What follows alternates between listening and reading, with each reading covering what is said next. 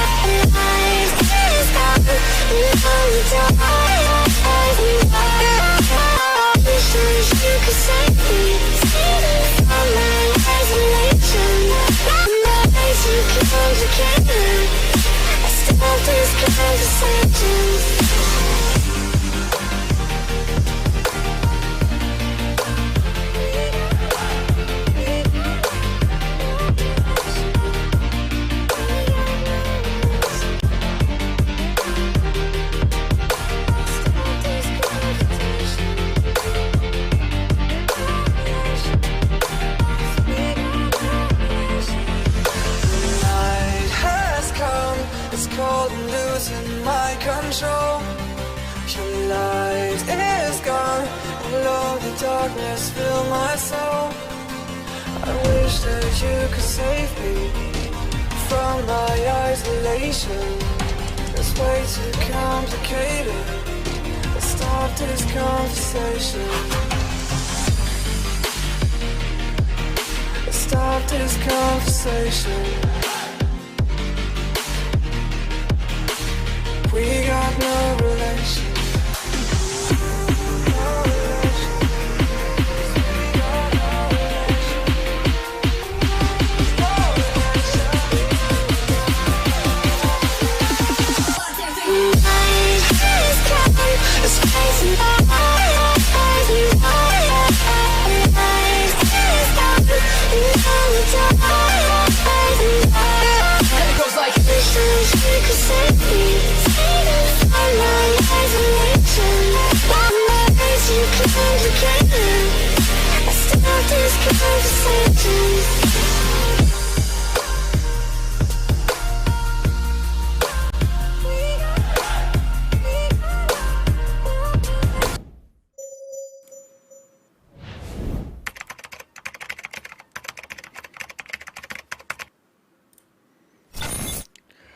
Good evening, everybody, and welcome to the January 19th, 2022 episode of the Cybersecurity stream.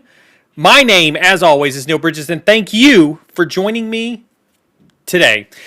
God, it's been a hot minute since we streamed. Just because I saw this in chat, Amoeba asked what song that was. You can always catch the tracks that we use on the intros in hashtag music sharing on our Discord channel by hitting that exclamation point Discord to gain access to it.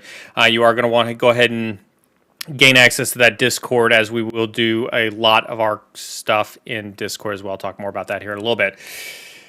Welcome to all of our new joiners as well as our regular visitors. Real conversations with real people, and that is exactly what you can expect right here on the Cybersecurity channel. That's direct from one of our guests, the renowned, the one, the only, Mr. Rick McElroy. We will be having him back on stream at some point in time here in the future. You can catch us here every Monday, Wednesday, and Friday right here on the Cybersecurity channel. You'll notice also as well, on that same note, you've seen that a lot of our regular streamers, such as Brandon Krieger, has joined back with our team to also stream on Wednesday. Do make sure you are paying attention to the stream schedule that is listed on Discord as well. We also will be adding another streamer as well, and I'll talk about that one here in a little bit.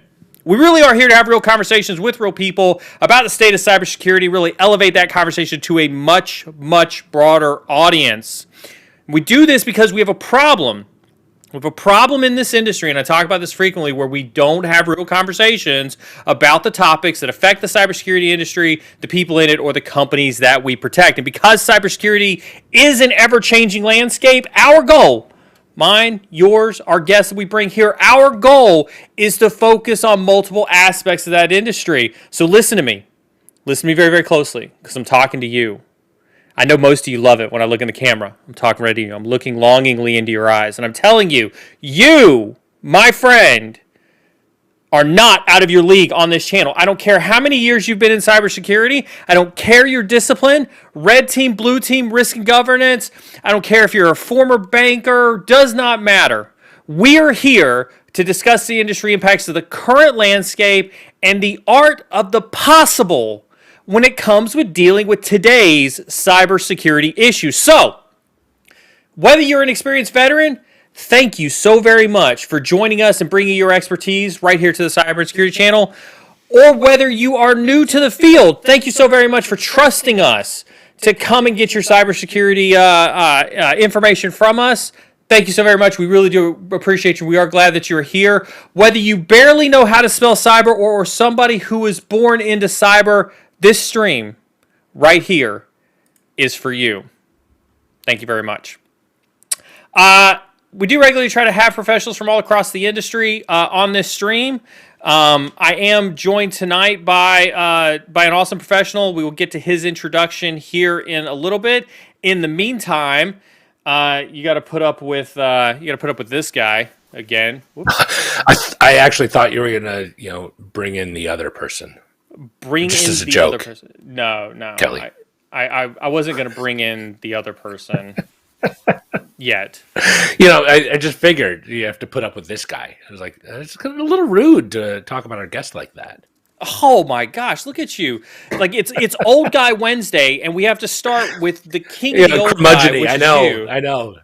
Yeah, well, I had COVID last week, and my wife called me COVID cranky, so maybe I'm still a little bit. Are you still COVID cranky? I don't have it. I barely had it the first time, but I know, but you're old, and so things kind of stick around your body. I know. It's just like old just makes it a force multiplier. So how was it? Would you do it again? Was almost. If someone said, "Hey, you have to have COVID or the flu," I would choose COVID at this point, just because. I know that sounds terrible. This is like. I will end up getting hate mail on that one, I'm sure. No, but the reason I'm fully vaccinated, fully boosted, and it ended up being exactly what they said it was going to be. It was such a non-event from am I feeling protected? Because no fever, no cough. I literally had a stuffy nose. That was about it. Wow. I knock on wood. We're still avoiding everything about that. So yeah, we are too. I mean, yeah. I don't even know where I picked it up, but like the rest of my family is fine. So I don't know how they didn't get it. All right. Unlike Jeff's immune system, we do have moderators in chat. Nice segue, by the way. You like that one? That was pretty good. Hard right.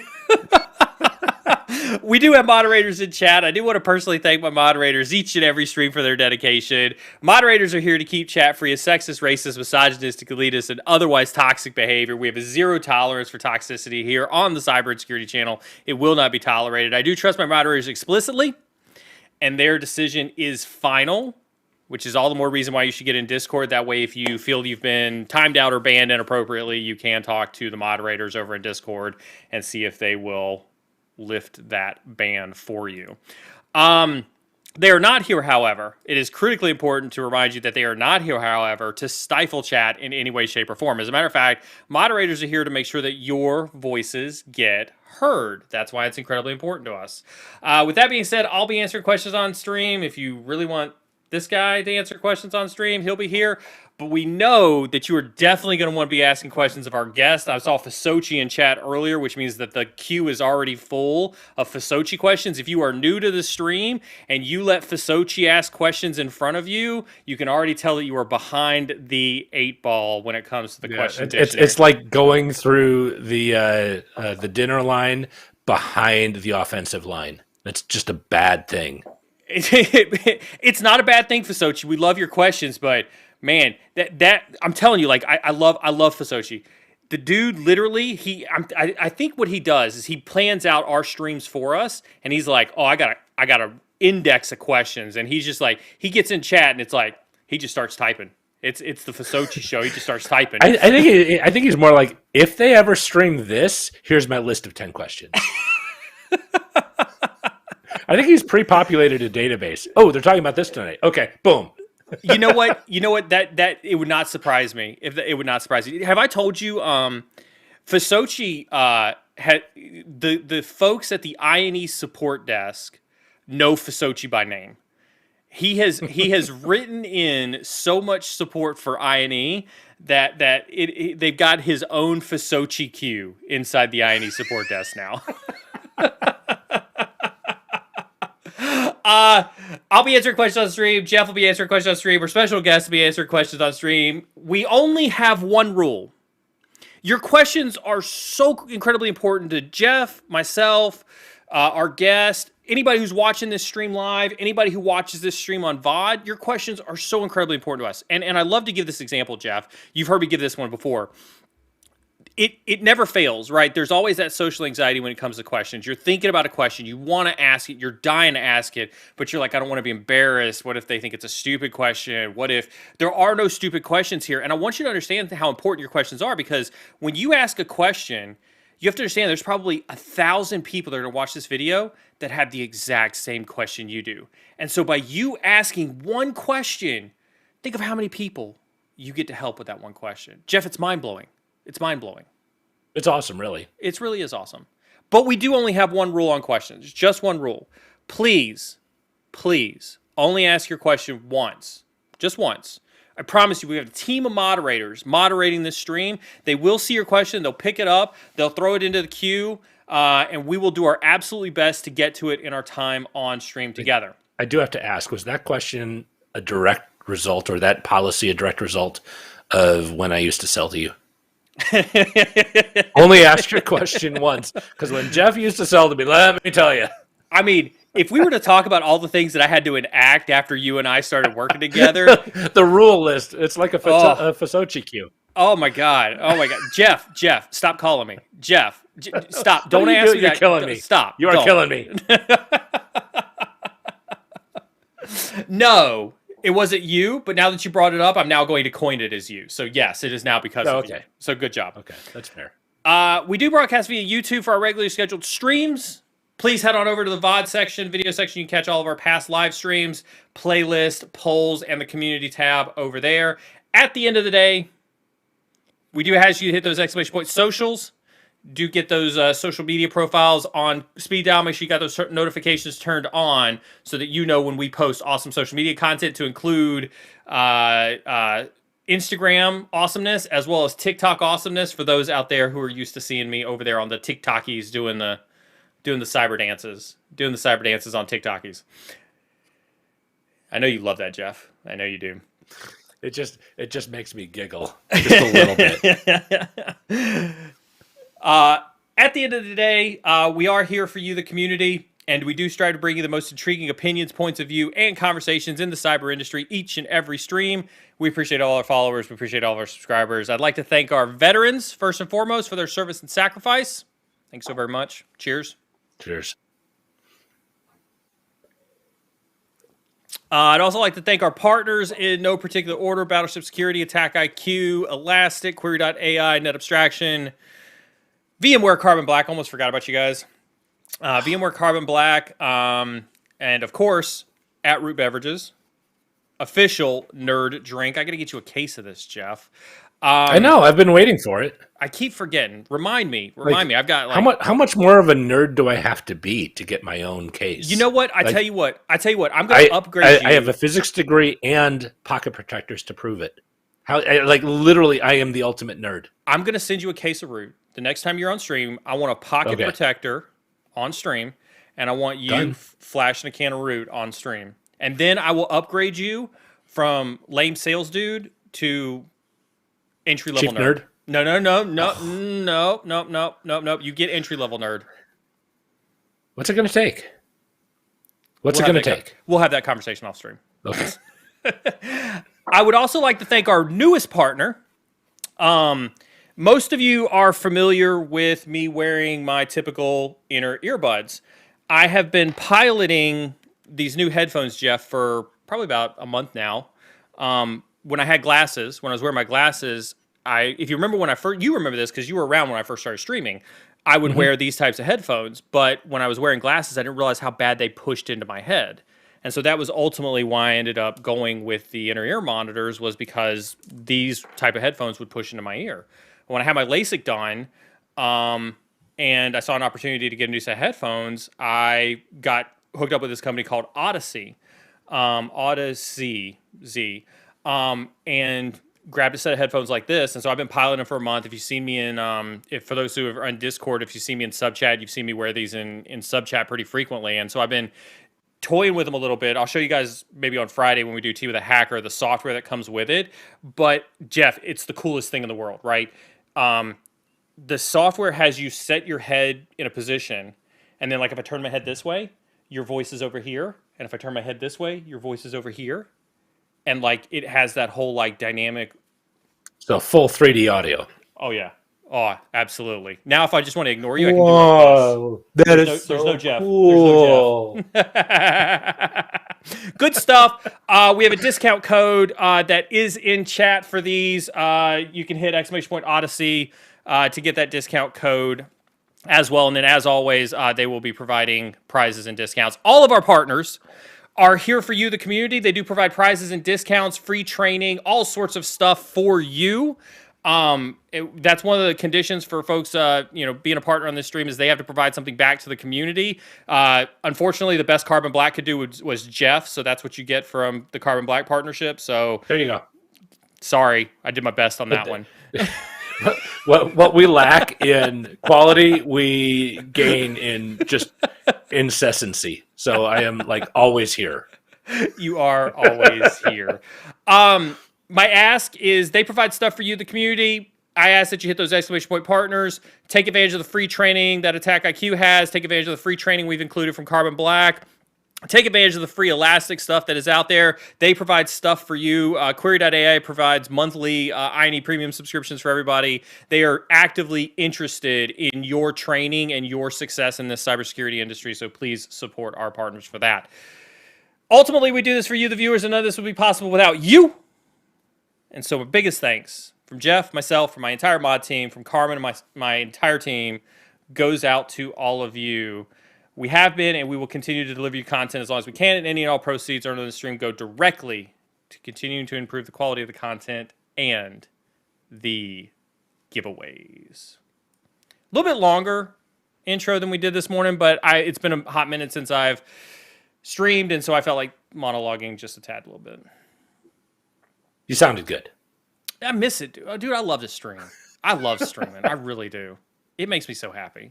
It makes. But you and I were talking after the last stream. I'm like, I don't even feel like I'm streaming. I just kind of feel like I'm catching up with my buddy because we can't even just go to dinner and hang out anymore because you're moving to warmer weather. I offered. Right. I mean, I've got rooms. Right. I got rooms for you and the wife in the house. You can come down and live with us during the wintertime when it's like disastrous up there. Like from like October to March. I'm telling you, we'll put you guys up. You have a story. Before we introduce our guest, you and I were talking the other day. You have a story of a letter, somebody you're mentoring. I want you to, if you still feel comfortable with it, I would love for you to share that. You want me to read it? I've got to pull it up because I wasn't prepped to do that, but I can kind of cue it up do you want me to stall for you a little bit here? You want me to? No, it's all right. I can handle this. You can handle this? So this one? I can handle it. So basically, I'm not going to give you exact names or the company names, but it was a kid that I've known ever since he was in 5th grade. I do a lot of work with my church, and so I was his Sunday school teacher, then a core group leader, and then a small group leader. Mentored him all the way through, and then when he and his girlfriend started dating more seriously, my wife and I actually have been doing some counseling with them, helping them get ready for marriage.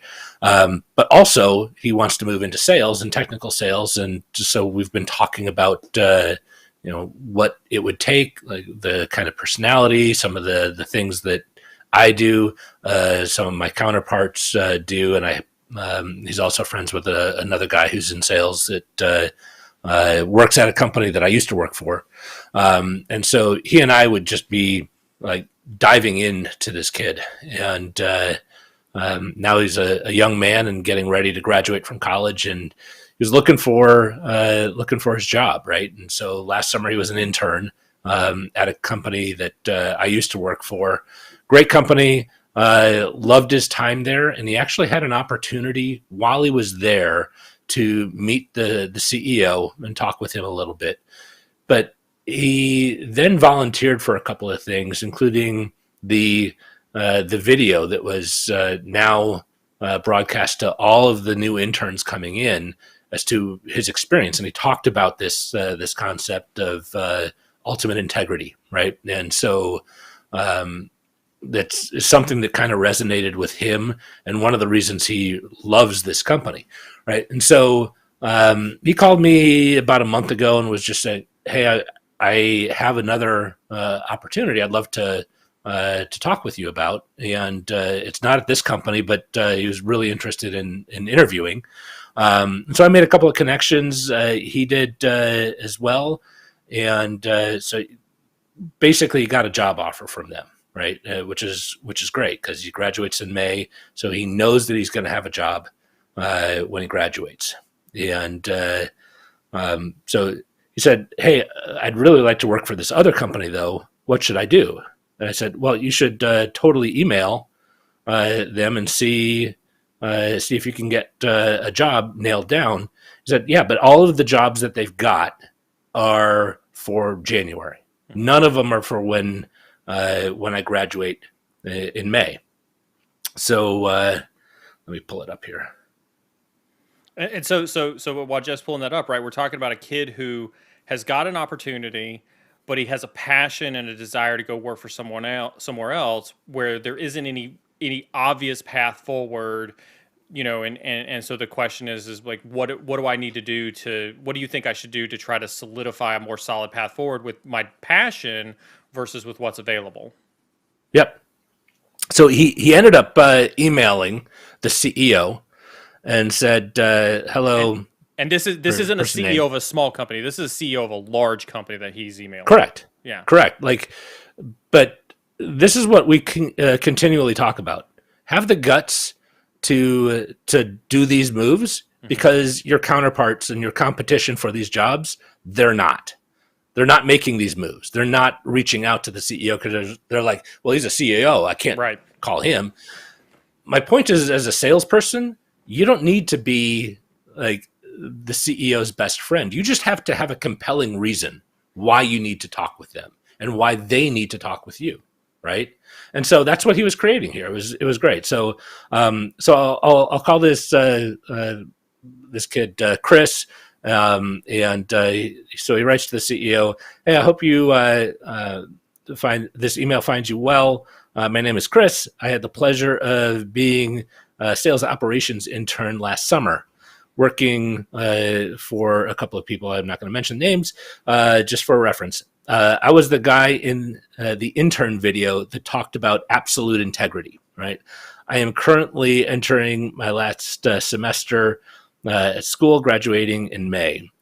During my time there, I was able to learn all about the facets of the sales organization. I learned a lot this summer, but there is still so much more to learn, and I'm eager to do so. I would love to come back to work for you to start my career in tech sales. All right.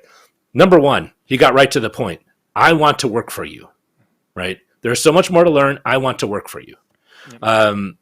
All right. My mentor gives a name, who currently works there, and his boss also works there.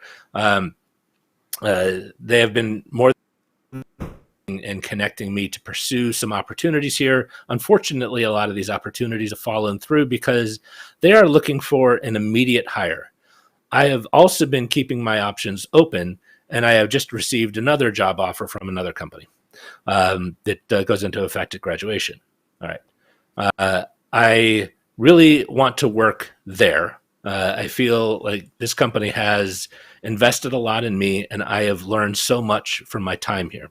I believe that I loved what he did there unconsciously. Yeah. Because he said here, right? So these are just some things mentally that, like, you are now included in the team. If you start using us, we, here, this is just a mental switch that he did halfway through the email. There's like, I have really liked working with you. I've enjoyed my time here, right? So just little things like that was just brilliant. I believe this is a place I can really develop to have a successful career in sales. However, I am getting married this summer, and I need to think of what is best for my future wife and me. The last thing I want is to reject a good offer and then have you an offer with your company fall through, and I am left not able to provide for my family. All right. So he personalizes it. It's a valid reason to talk with him. And I'm not going to go too much more into detail there, but then I asked for the response back, and let me pull that up here as a subsequent note.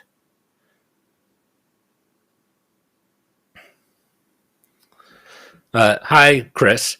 I appreciate your email, and I am honored. This is from the CEO. This is from the CEO, who, by the way, emailed back in 2 hours. Yeah. Amazing. But it's how personalizing the note and giving a compelling reason to talk was so huge, right? Yeah. So, hi, Chris. I appreciate your email. I am honored that my company left such an impression on you that you would contact me to find a way to join us permanently, especially given that you already have an offer from a quality company. I have contacted both so-and-so, who's the chief revenue officer, and another person who's the HR officer, to see if we can find a way to have you join us. So please stay tuned for a few days. In terms of career advice, as much as I would love for you to join us, I have always put my family above anything work-related, and I always will. Taking care of your loved ones should always be the highest priority. And so if we can't get you an offer in relative due course, I would totally understand if you sign your existing offer. Thanks again for contacting me, and please give us a few days into next week. That's amazing. Isn't that amazing? Like, first of all, for the CEO to respond to an intern directly, tells you a lot about the leader. Yeah. Like, that's a company you can get behind. It's one of the things I absolutely loved about working there. Yeah. There was like a lot of companies call, hey, this is a family-oriented company and blah, blah, blah. And I worked for one of those family-oriented company, and I wasn't in the family. It was like I was the outcast, kind of. That was my experience. But this is truly a person who leads from the top. Yeah. And really desires to build a family environment, and that's why having a really direct, compelling reason to reach out and a strong desire to work there, communicate that was all he needed. He was like, yeah, this is the kind of person I want. He went out of his way to go be an intern. Yeah. Second of all, he went out of his way to do the extra things, like beyond the internship, his own personal time, spending time making a video, right? And that's what's airing to all future interns. So there's some connections right there. While he was an intern, he made connections with him and was not intimidated, had a one-on-one call. And by the way, as a salesperson, if you are a CEO trying to get good salespeople, it's people that are not intimidated to reach out with compelling reason and articulate the reason to do so. So if you're asking me as a salesperson, what's your number one advice? Don't be intimidated. Have a compelling reason. Think ahead, plan ahead, work your tail end off, and have the confidence to just go do it. On my side, when I hear that story, so the reason I wanted Jeff to share that story was because we talk frequently, Jeff, you and I, about putting yourself out there, about, touching people on a personal level, about, getting to know, whether it's a recruiter, whether it's an interviewer, whether it's a hiring manager, whether it's the CISO, the CEO, whatever the case is, about not just shotgunning your resume out, not just just, fire and forget whenever you're out there trying to get a job, but to put some effort behind what it is that you're doing to get into this field. This was a prime example, and even though it's sales, it is still in technology, it is still in cybersecurity, and it is still an example of what I think is probably, on Neil's levels of good, better, best, probably the best experience that I think any of you out there can take away. That if an intern can do this, if an intern that has 0 years of experience on the job can have the cojones to reach out to the CEO and say, I'd really like to work for you, I was really impressed with this internship, let's have a conversation. I don't understand why some of you still can't do that and get out of your own heads to be able to have that same type of success. So thank you, Jeff, for sharing that. And thank you to, for being such a good mentor to this kid. So I really do appreciate him. Totally my pleasure. And I got to tell you, when I got that note, I was reading that text a little bit on a down day. I was like, yeah, yeah. Those are the best. Those are the best. All right. That was awesome. I think we've let our guests hang out in the green room long enough. I am going to stop talking. I'm going to make Jeff stop talking, at least for the time being right now. Jeff, our guest tonight's a different guest, different than we usually have. Very excited to have him here. He wears a couple different hats. I'm not gonna do near enough justice, but I'll do what I can for him. Here in a second, I'm gonna bring in Kelly Kendall. He is CEO and president of KNC Strategic Services, which is a consulting company out of California that provides cybersecurity professional services to a wide range of clients. More importantly, or maybe not more importantly, but equally important to that role, he's also president and executive director of US Valor, which is a veterans advanced learning nonprofit. It's a 501c nonprofit organization, and what they seek to do. And this is what attracted me. So Rick, who we've had on the stream before, Rick introduced me to Kelly, and when I met Kelly and I learned about US Valor, what they seek to try to do is they provide cybersecurity apprenticeship programs for transitioning military folks, as well as new veterans, where they try to get people into apprenticeships when they come out of the military into cybersecurity roles. He's held a lot of other jobs: marketing director, business consulting. I won't fault him for this next one. He was in the Marine Corps, which I hear is a branch of the military, but with maximum respect, everybody put their hype hands in the air.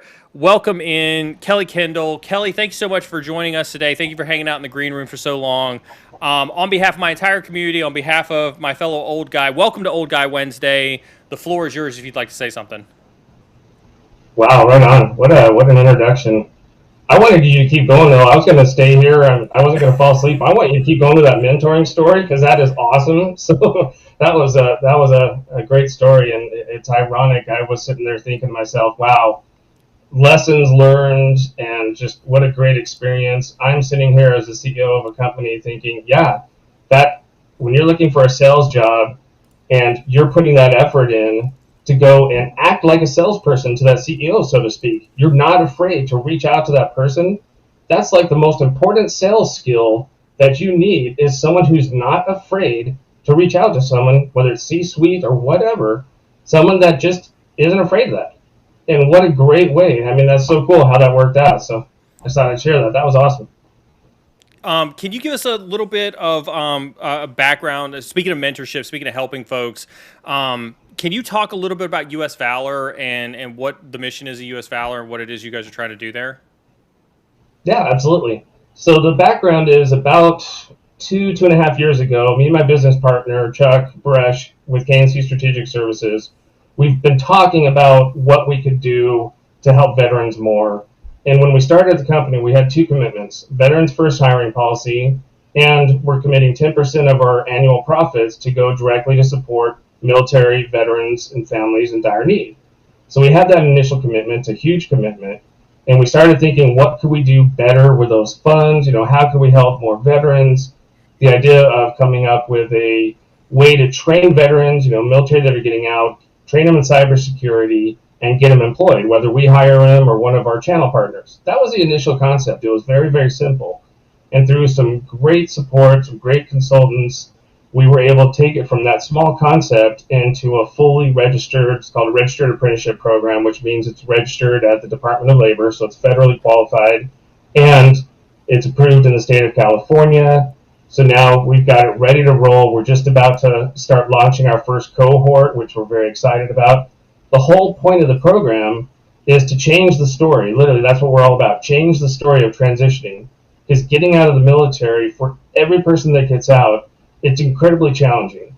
It's challenging because you're coming from a completely structured, completely different environment, but you also talk, I'll just say weird.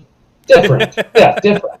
Different. You talk a little bit different than your typical civilian counterpart. Mm-hmm. You have some weird things you say, and I use this often as kind of a joke, but it's so true that, you get out of the military in your first job and you're talking to someone, you're like, oh, hey, excuse me, where's the head? They're going to look at you like you're an absolute crazy person and wondering what the hell's wrong with you. And you're just so used to that, oh, I'm sorry, where's the bathroom? Not the head, sorry, where's the bathroom? So it's that communication part that is so important.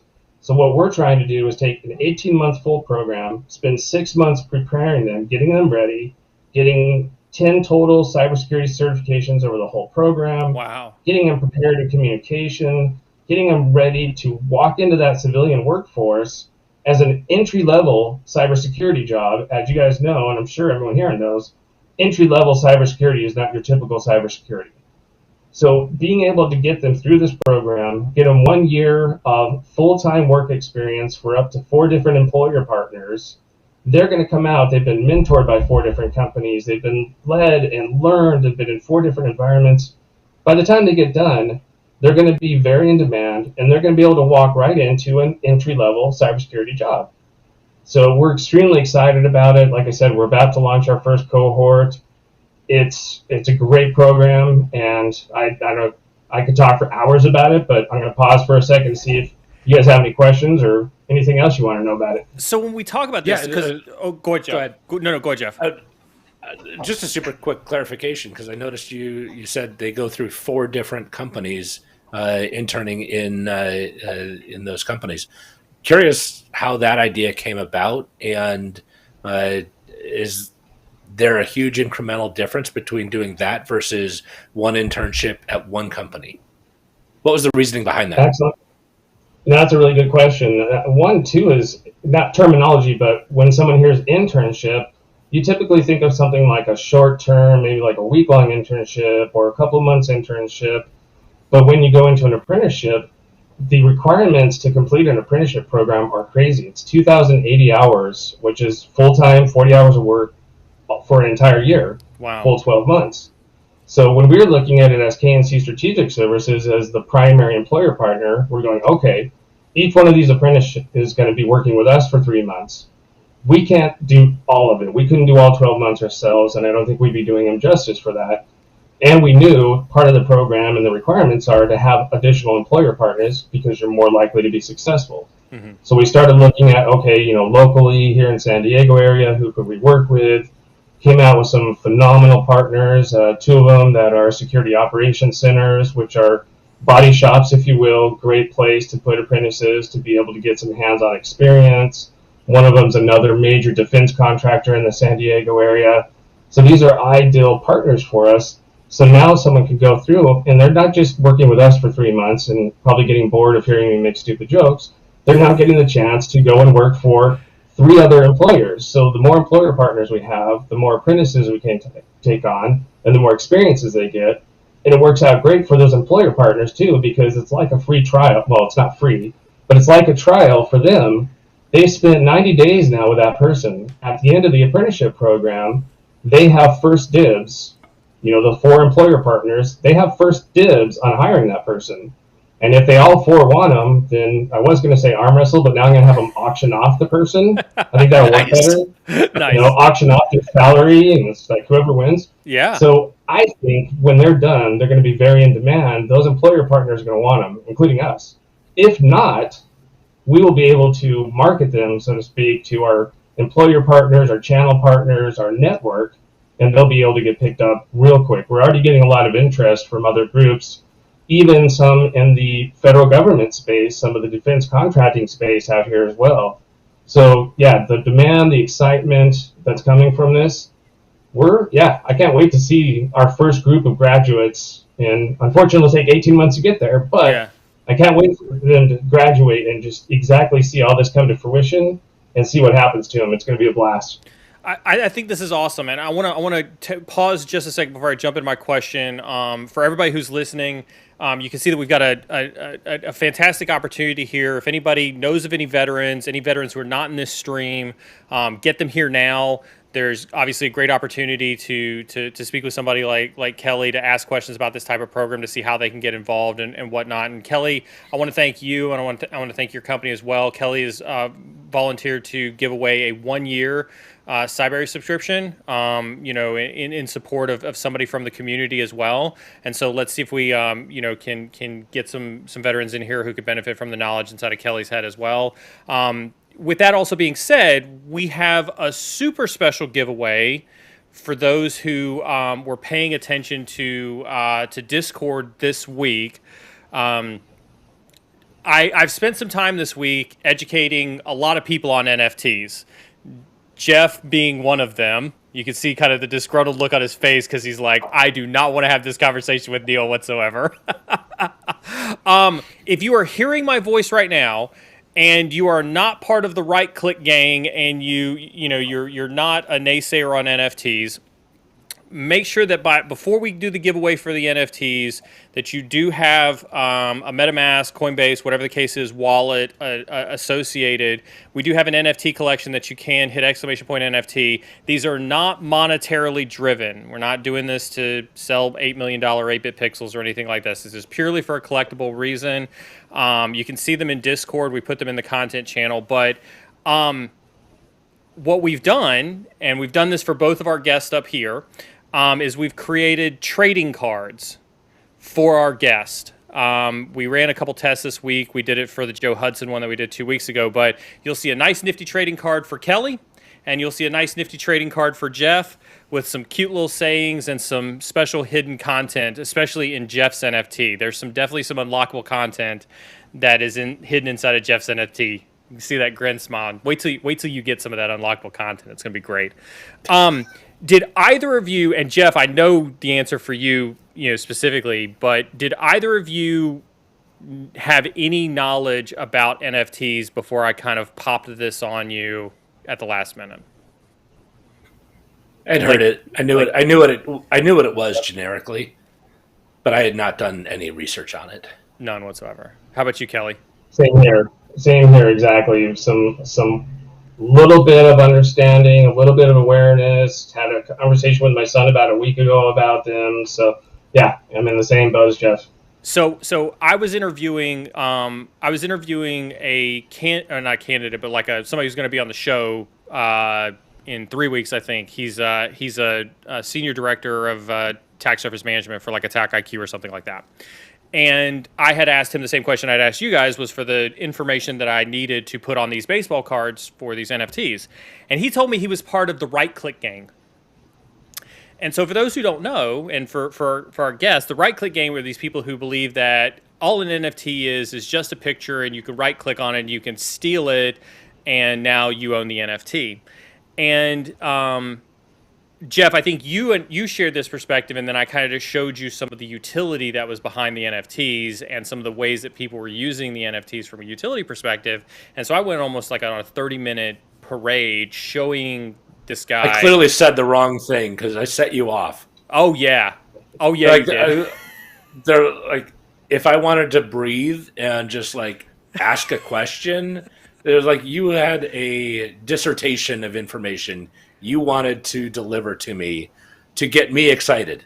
But this is how my mind goes down rabbit holes. When I do research, I don't know. I mean, when we talk about like what it's like to be in cybersecurity, and I'm sure both of you can relate to this being in this field, right? When you start learning about new technologies, or you start learning about new concepts, and you just like want to learn everything that there is to know about that, and I like to think, Jeff, when I left you, I saw you writing down like research topics when we left that conversation.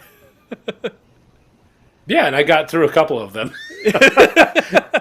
Here's the difference between you and me. You'd be like, yeah, Jeff, I stayed up till 5:30 in the morning. I now know this stuff.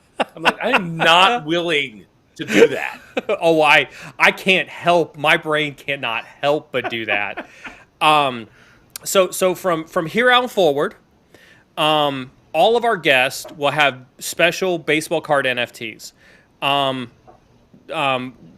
They will have the option to have some unlockable content if they choose to, either a mentorship session, either some type of giveaway. We are sticking strictly to the utility part. We are sticking strictly to the collectible version of NFTs.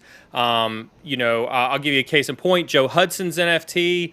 There is some unlockable content into Joe Hudson's NFT, and future versions of Joe Hudson's NFT will have potentially mentorship sessions included in Joe Hudson's NFT, so that the people who have Joe's NFT can actually go to Joe and get a mentoring session by simply owning that NFT. And so I want to truly appreciate both Jeff for being so kind as to give us a picture, as well as Kelly to give us a picture and some details for the included in the NFTs. You are now both permanently minted. Here's how this is going to go for those who are wondering. We've minted 20 NFTs. A portion of those are allocated for the mod team. The mod team automatically gets a copy of every NFT. Some are set aside for our guests. If they choose to have an NFT, we're going to give 5 away. 5 away for Jeff and 5 away for Kelly here on stream tonight. So make sure that you're going out there. You can get a MetaMask, you can get a Coinbase wallet if you want to participate in that. If you don't want to participate in it, that's fine. No heart. You're not going to hurt my feelings. You're not going to break my heart. We're not making any money off of this. It's purely for fun and purely for the utility. So back to US Valor. One of the things that I think was awesome when you talked about US Valor and when you and I spoke about this was the fact that you're working with these partner companies to get these folks, not just or apprenticeships with your company, but apprenticeships with real, I don't mean that yours isn't real, but big industry partners that you're partnering with. What problem did you see either when you came out of the Marine Corps or as you were talking to like Rick or your business partner or something like that? What specifically was the problem that you saw that made you feel like there was something broken about the military transition process for folks getting out and trying to get into cyber? Wow, yeah, I could go on the transition point alone and talk for probably 20 hours on that, but I'll keep it to a shorter version. So anybody that's a veteran knows, when you get out, it's tough. It's tough to change and all of a sudden try to figure out what you're going to do. A lot of it depends on, well, what did you do when you're in the military? I was a grunt, so I was in the Marine Corps Infantry. I got out early because of my health, so I had some really bad health problems. Well, normally, if you're a grunt in the infantry, when you get out, your primary options are police and fire. That's pretty much what it is. Go SWAT team or go become a fireman. Well, because of my health, that wasn't an option. So I get out, my wife's pregnant, we're trying to figure out what to do, and it was brutal. It was a lot of tough lessons learned because the only preparation, this was, almost 25 years ago, but the only preparation was kind of, well, here's how you create a resume, here's a little bit about interviewing, but you didn't really get much instruction. Today, it's definitely better. They do a lot more, but back then, that was all we had. And so I moved back home to Colorado from San Diego area so we could be back with family and started job hunting, trying to figure out what I wanted to do. And I really didn't know. And I had an opportunity where I almost got hired to be a jewelry salesperson inside of a mall. I did get that job offer. I did not take that job offer, but I don't want to even say I was tempted, but it's the weirdest thing in the world. I'm here, I'm a corporal in the Marine Corps. I led Marines. I was very confident in myself coming out, and here I am trying to get a job. And the problem is, anybody that hasn't been in the military or doesn't know someone that's been in the military and been around it, there's no understanding, there's no comprehension of what you go through or what you bring to the table. So in a typical job, someone's looking at your resume saying, have you done the same job we're hiring for the last 2, 3, 4, 5, 10, 25 years? That's how a typical hiring manager is looking at a resume, first of all. And they're saying, okay, have you done this? Well, of course, you're coming out of the military, so you can't answer yes to any of those. Well, you don't have any experience in this. You haven't been doing this exact job in the last 3, 4, 5 years. Well, it's kind of impossible. So one of the challenges is trying to help hiring managers understand that you bring so much more to the table in your discipline, in your skills, in your knowledge, in your abilities, that they can train you on the job parts very easily because you will learn quickly. So having that background of experience and not doing it, it's stupid, but that happens every time you go out for a job interview because either people don't understand or for some other reasons I don't understand. So transitioning out it's really tough. So I eventually, talking about your story with a mentor reminded me of my experience of how I got my first job when I got out. There was a company called CompUSA. I don't know if you guys remember them. They were an old computer retail store with Best Buy. Throwback on the CompUSA there. Very much so. So there was a new mall that had been built. There were several stores launching, like I did temp work at Macy's for their grand opening, putting clothing out. Yeah. And they were surprised at how fast I put stuff out. I'm like, I'm just working. This is what you do. And they kept telling me to slow down, apparently. CompUSA was going to be opening in a couple of months after I got out. So I thought to myself, I'm kind of a computer geek. I'm tech savvy. I really wanted to pursue a job working there. Well, I had no background, no experience. It took me literally all 2 months harassing the operations manager of this store over and over and over and over about how bad I wanted to work there. And finally, they gave me a chance, and they're like, okay, well, we'll put you on our business sales team, entry level, sales job over here in the business team, helping companies at the front desk, and we'll see how you do. Within 2 months, they were already promoting me back into the back to work with large corporations and big companies in the sales side and become an account manager. So I got it. Once I got in there, it was easy to prove myself. But it's just the getting in. It's so hard. Let me ask you something. Do you believe that was because of your experience in the military and the work ethic that you brought to it? Or do you think it was just because of your personality and the person who you were born to be? I think a lot of it is what I brought from the military and the skill set, the knowledge, the determination, the ability to compete, the ability to work hard, the discipline and all that came to be. I worked my off. And I worked to prove myself. And everything I did, I tried to be the best at doing it. Not because I was trying to compete with anybody else, but just because I had innately been taught in the Marine Corps to always pursue being the best version of yourself, so to speak. Work harder. So I was always working tough, always working harder. I could outwork anybody. And so it was work harder, always be learning, trying to improve yourself. And that is so different to how I remember myself before I went in the Marine Corps as a goofy, college kid who didn't know what the heck he wanted to do in life. So it's an interesting thing, but once you finally get hired, bam, you prove yourself, and now you start getting experience, and now you can finally start getting additional jobs because you have the traditional qualifications. But it's not easy.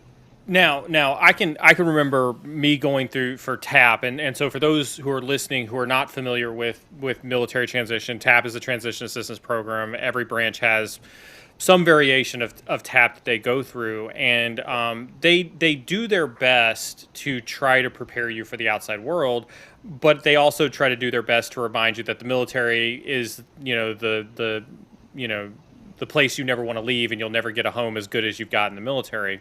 What do you find mentally challenging when you talk to veterans now, that the habits that they have to break, that are just fundamental to their core that they've gotten used to from 10, 15, 20 years in the military to getting out? And I'm not talking about like difference between like where's the head versus anything else, but what are some of those just fundamental core habits that you see veterans exhibit that are just really, really hard for them to break as they go to get out? That's an interesting question because I was in for 3 years, but I've talked to many veterans. I've got lots of friends that are veterans, some that served for 20 years and retired, some that served for short term. And it's an interesting question because the longer you're in, the more you're ingrained in that environment. where it's very, very structured. Everything has a standard operating procedure. Everything is just strict, and you're giving up your freedom, and you're always kind of told what to do, and you know what's going on, and that's just military life. Mm-hmm. Well, the longer you've been in, the more that is ingrained in you, and the higher up you become, so to speak. You higher ranks, more in charge of more people. When you come out after you've been in for a long time, what I've seen is the challenge is not wanting to manage or treat your employees if you become into a management position just like you did to your underlings, if you will, in the military. Because military has specific structure, specific ranks. If you're a higher rank, you can treat your lower ranks, I'm trying to think of some PC words here, however you want, so to speak. You don't have to be super polite to them. You can tell them what to do in certain harsh, angry terms. So, when you get out, you can't walk into a civilian workforce and manage the same way. Mm-hmm. So part of it is that just won't be mental transition. Yeah, exactly. You might last a month if you're lucky. So part of it is learning how to take what you know and how to do and work hard and the skills and the things you've been taught and transition that into the civilian workforce and kind of merge them together. Because you take the good things from the military, you take the civilian world of how things typically operate, you mesh them together, and now you're improving where you're at because you're bringing something new, something different than your typical person who's job hunting. You're coming in with this experience that's so different. You have such different perspectives and different experiences and knowledge that you bring to the table. I think that's key. And Jeff and I harp incessantly on the interpersonal skills, whether that's coming from the military or coming out of college or anywhere that you're at in the cybersecurity career phase. I remember, and people have asked me what my biggest shock was when I got out of the military, and I think very much to your point, you bring it up in terms of like the PC, the political correctness that you have to be when you talk to folks. I think mine was very much the difference that when I had people working for me inside as an E5 or an E6, right? It's like, hey, go clean the latrines, and it's like, yes sir, and I go grab a mop and a bucket and I go clean the latrines. You tell somebody to do that on the outside, and they absolutely have that option to turn around to you and be like, no, not going to do it. And what do you mean? Right. That's not in my job description. It's not in my job description. I don't feel like doing it. No, I'm busy with something else. No is a term that we're not used to hearing when we're in the military, especially either at certain officer levels or at the NCO level. And so I very much, that understanding how to be a civilized civilian, for lack of a better word, was a huge shocker. I remember that. Yeah. And work ethic, you come out with an incredible work ethic. I had one even going in, but when you come out of the military, you have this very, very strong work ethic. And now you go into a workforce where you have people from completely lazy, totally worthless, don't want to do anything, to people who have really strong work ethics. And you're working with people everywhere in between. And one thing you have to deal with is not trying to get too angry and frustrated with someone who's on that lower end of the spectrum, that's if you a will, good point right of there. Being very lazy and no work ethic. Because you want to get mad at them and be like, are you kidding me? Come on. And you can't. No, that's a very good point. It's that you're used to maintaining a work standard up to here, and what you're getting is not that in return. What about from a mental health perspective? Do you find that the military, veterans who transition into cyber, go through the program or anything like that, is it mentally challenging? Do they end up in I don't want to call it a PTSD kind of repression sort of thing, but is it mentally challenging for them more so than it is just a cultural adjustment? Yeah, definitely. Because when you come out, transitioning, it's not just changing from being in the military structure, but for me especially, anybody that has a really tight unit, which pretty much happens with everybody in the military, when you get out, you're leaving all of your buddies behind. Mm-hmm. You're leaving these people who you have a type of relationship and friendship that you'll never have again with anybody. The bonds you have and have created. I didn't serve in combat, and I still have those deep, intense bonds with the guys that I served with because of that connection and that shared experience of going through the adventures, we'll call them, that we had in the military. You know, it's when you get out, you have some mental. I'll just say it. So when I got out, it didn't take too long for me to start dealing with some depression and frustration, anxiety, stuff that started building up. Because one, you feel like you leave your buddies behind, you feel like you left them, you miss that camaraderie that's completely gone now. And unless you get involved in organizations that work with the military or work with veterans or work with groups that try to recreate that camaraderie, you won't see that again.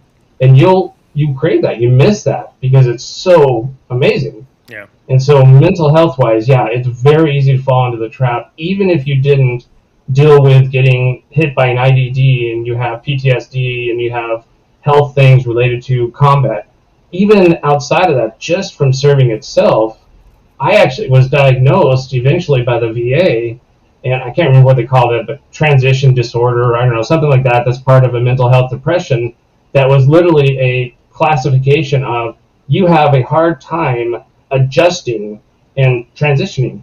And I was like, okay, I didn't even know when you had that specific section of depression, if you will.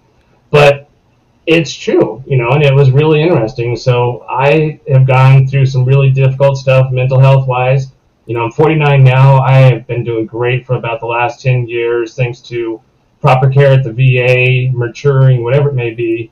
But every veteran that comes out is going to deal with it in some way, some kind of a mental health, whether it's because of PTSD, whether it's just because of the transition itself. And yeah, it's tough. And so programs like ours, one of the reasons we're excited about it is we're going to take someone, ideally 6 months, the last 6 months that they're in active duty. It's a program called Skills Bridge. They can start working with us at the beginning of our apprenticeship. It's called a pre-apprenticeship for 6 months. Mm-hmm. If they can complete that before they get out of the military, then they get out of active duty and they can go right into the apprenticeship program. Now you've converted and you've gotten out and you've gone right into another structured program. And I think that is also going to be very helpful because you're not just getting out and trying to figure out what the heck to do with your time. What do I do? Where do I work?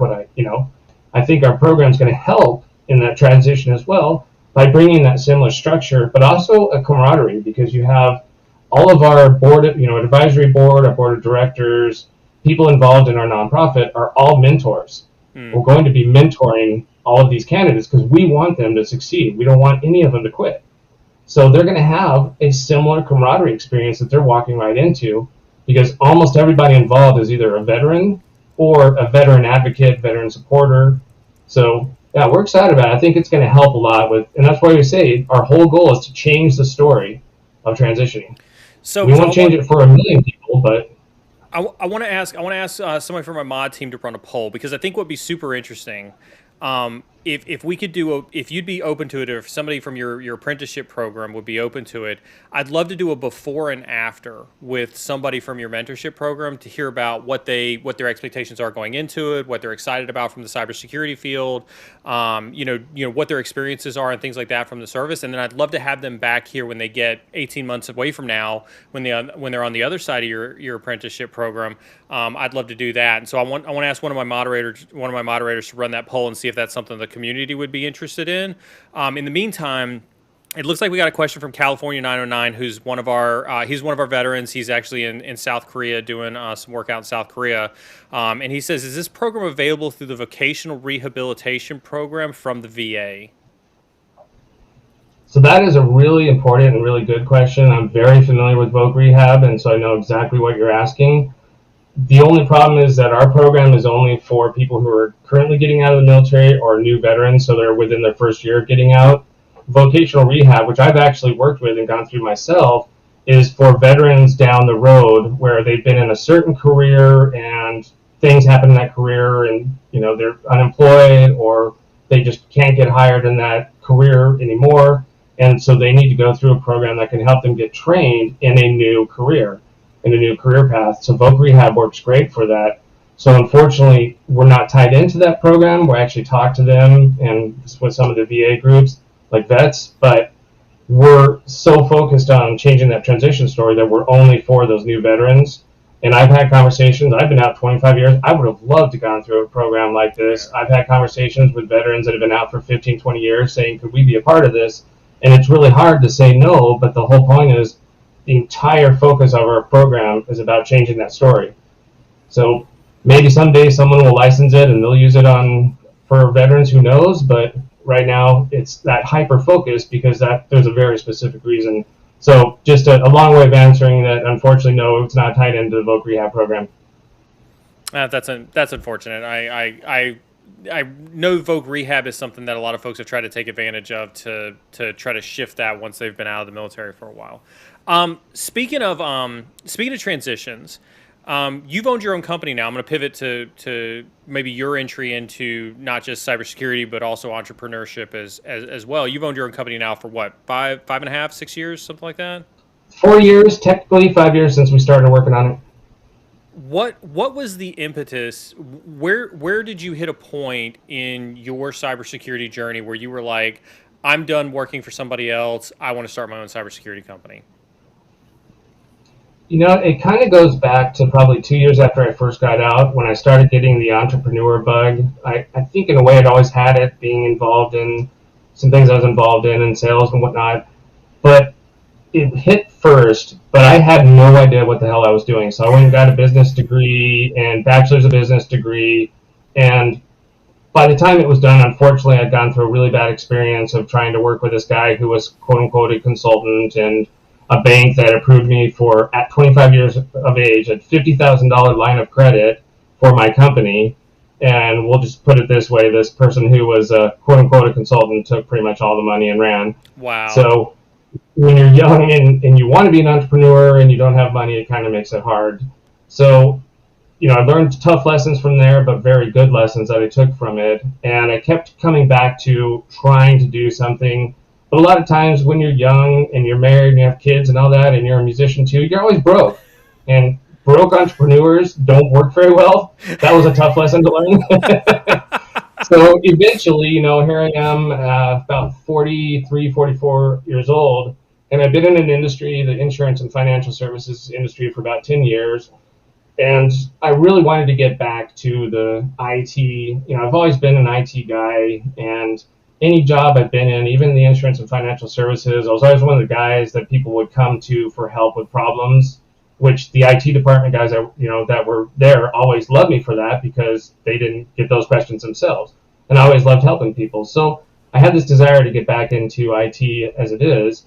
And I was reached and contacted by my current business partner, Chuck, and we started talking about trying to do something for veterans and building, you know, starting a business that would help veterans. And unfortunately, we started out with a group of 10 veterans, 9 veterans, and one as my business partner, Chuck, whose father was a World War II veteran, so he's a big advocate for veterans. So it didn't work out. There's long stories behind it, stories I don't need to tell publicly, but it did not work out. What did work out is me and another combat veteran Marine named Nick and Chuck worked together. We worked well. So eventually, over a year of planning and developing, we were able to launch KNC Strategic Services. So now you've learned what KNC stands for, which is Kelly, Nick, Chuck. Yeah. Very strategic name, obviously. I mean, it's very obviously came from a Marine mentality right there. Just give me 3 letters of everybody in the company. Exactly. Yep. Got to have an acronym. Absolutely. Right. You know, so then that opportunity finally came, and it was really brutally hard, especially the first 2 years. Starting a business is really hard. The way we went about it, which was trying to utilize my disability status to go after federal contracts, it made a lot of sense, but it was the hardest possible way you could go. So starting a business it can be incredibly tough. But you know what? The biggest thing I've learned from it is that stick-to-itiveness and that I won't quit mentality is what has finally led us to seeing the success we're at now. We're not the most successful company in the world doing massive amount of revenue, but we're established. We truly say we are a company now, and we're helping our clients. And you don't have to call yourself a quote-unquote startup anymore. You know, we're a post-startup, I like to say. So, you know, someone asked me one time, well, what is it about Marines about they keep pushing, and they won't quit? And I said, well, the reality is we're just too stupid to quit. So Kelly, when you and I spoke last, you had you'd asked me if there was anybody that I knew that was interested in being a sales for your team. For those who saw the message that I put in Discord, in our Discord channel, under job postings, I'd posted in there that if anybody was interested in a sales opportunity, this is now connecting dots A and B with Kelly. Kelly, there was actually been a ton of folks who have reached out to me who were interested in that role, and so I want to make sure that folks who heard me talk about this and saw this posting in Discord know to get over to you. One of the questions that I get frequently, it's kind of an end around, like, I can't get into cybersecurity. Should I start my own cybersecurity company? What are the 3 lessons learned? What are the 3 mistakes that you made starting your cybersecurity company that you'd warn anybody who is having that mentality about going into it? Great question. So if you're thinking I'm having a hard time getting into cyber, I'm going to start my own cyber company, I will tell you, please, dear God, don't do it. You're going to hate it. it's going to be a nightmare. That's the reason to go start a yes. company. That's the reason. Please don't. No, but I mean, you're taking it the hardest way, and you may get lucky, it may work out, but you're taking it the hardest way. You're taking the hardest path you can. What you're going to get a lot more value of is working within the industry and getting to know how the industry operates, who the players are, get some job experience, get some of those names on your resume, and then you can use that knowledge to then leverage into your own company when you're ready. And you're going to have a lot more credibility because you've been in the industry. You're going to have a lot more understanding. You're going to have a much higher chance of being successful because it's hard enough as it is to start a company. It's brutally hard. So if you make it harder on yourself, it's just you're making your odds so much more likely that you're going to fail. So I would say, yeah, get some experience. And if you're trying to get into cybersecurity, please understand, I think everybody here would agree, cybersecurity is such a broad word that means so much to so many different people that there's so many ways you can get involved, whether it's from the sexy side of pen testing and cyber assessment and analyst and all that, or the not as sexy side, which is kind of the GRC, the compliance side and auditing. That's not as sexy, if I can talk. It doesn't matter. It's just getting your foot in the door is all that matters. Yeah. And so if that's as a sales position, and you mentioned ours, so I'll tell you what actually happened with us, and I think this is a good way to go in. If you get involved in sales, it's a lot easier to get hired because they're not looking at you saying, do you have a 20-year sales record in cybersecurity? They're going to be looking at you saying, do you have sales experience? So you don't have that industry restriction. If you have cybersecurity knowledge and IT knowledge, it's going to increase your chances of getting hired. So you come into sales, and sales, you meet everybody, you get to know everybody, you get to know the players. And just listening to you guys banter was so funny because I know both sides of that relationship. That goes to show how deep of a connection you make working in the industry and in sales leads to opportunities. It did for me, it does for many people I've known. So, don't look at something like, oh, I'm involved in, human resources at a cybersecurity company. It doesn't matter. Just get your foot in the door, and then you can pivot from there and get into something else. Oh, now I've got the right certifications. Okay, they're going to let me go and do, a project or whatever. Once you're in, it's so much easier to get to where you want to be than just trying to, blast through the front door, trying to get the position of, security analyst that needs 20 years of experience in cyber and you have none. I think that's awesome, and we talk frequently. We have a term that we used, and Joel Fulton, who Jeff is going to be on next week. I was going to save that for at the end of the stream, but it came up now. If everybody's in chat like, Joel's going to be around. Joel's going to be around next week. I'll mention that one again. But Joel has been with us for over a year, and he coined a function a year ago known as garbage jobs. And I've kind of re-engineered that to be like, sometimes if you want to be a pen tester, you have to hack a different box before you go to the domain controller. And that, from a job perspective, that may be GRC, sales engineer, something like that. And I think that's what you're alluding to as well. when you've got a bunch of people who are listening to you right now, you're gonna have a bunch of people that are gonna listen to this VOD, and they're gonna hear sales, and the dial is just gonna go to 0, and they're gonna be like, nope, I'm done. This is a BS conversation. I'm not gonna. In spite of me like pontificating for the last year and a half about why sales is awesome. Yeah, no one believes me. No one believes you. What is sell somebody like? I'm gonna do the Wolf of Wall Street thing here and be like, sell me this pen. Sell somebody on why sales might be the pivot they need to get their foot in the door for cybersecurity. You know, that's really cool. There's two things I'm thinking about here that tie into this. One is when you go into sales, especially technology related sales, there's so much learning you have to do because you have to learn the products, you have to learn the service, you have to learn whatever it is that you're selling. You have to learn it to the point where you can explain it to people that actually understand it.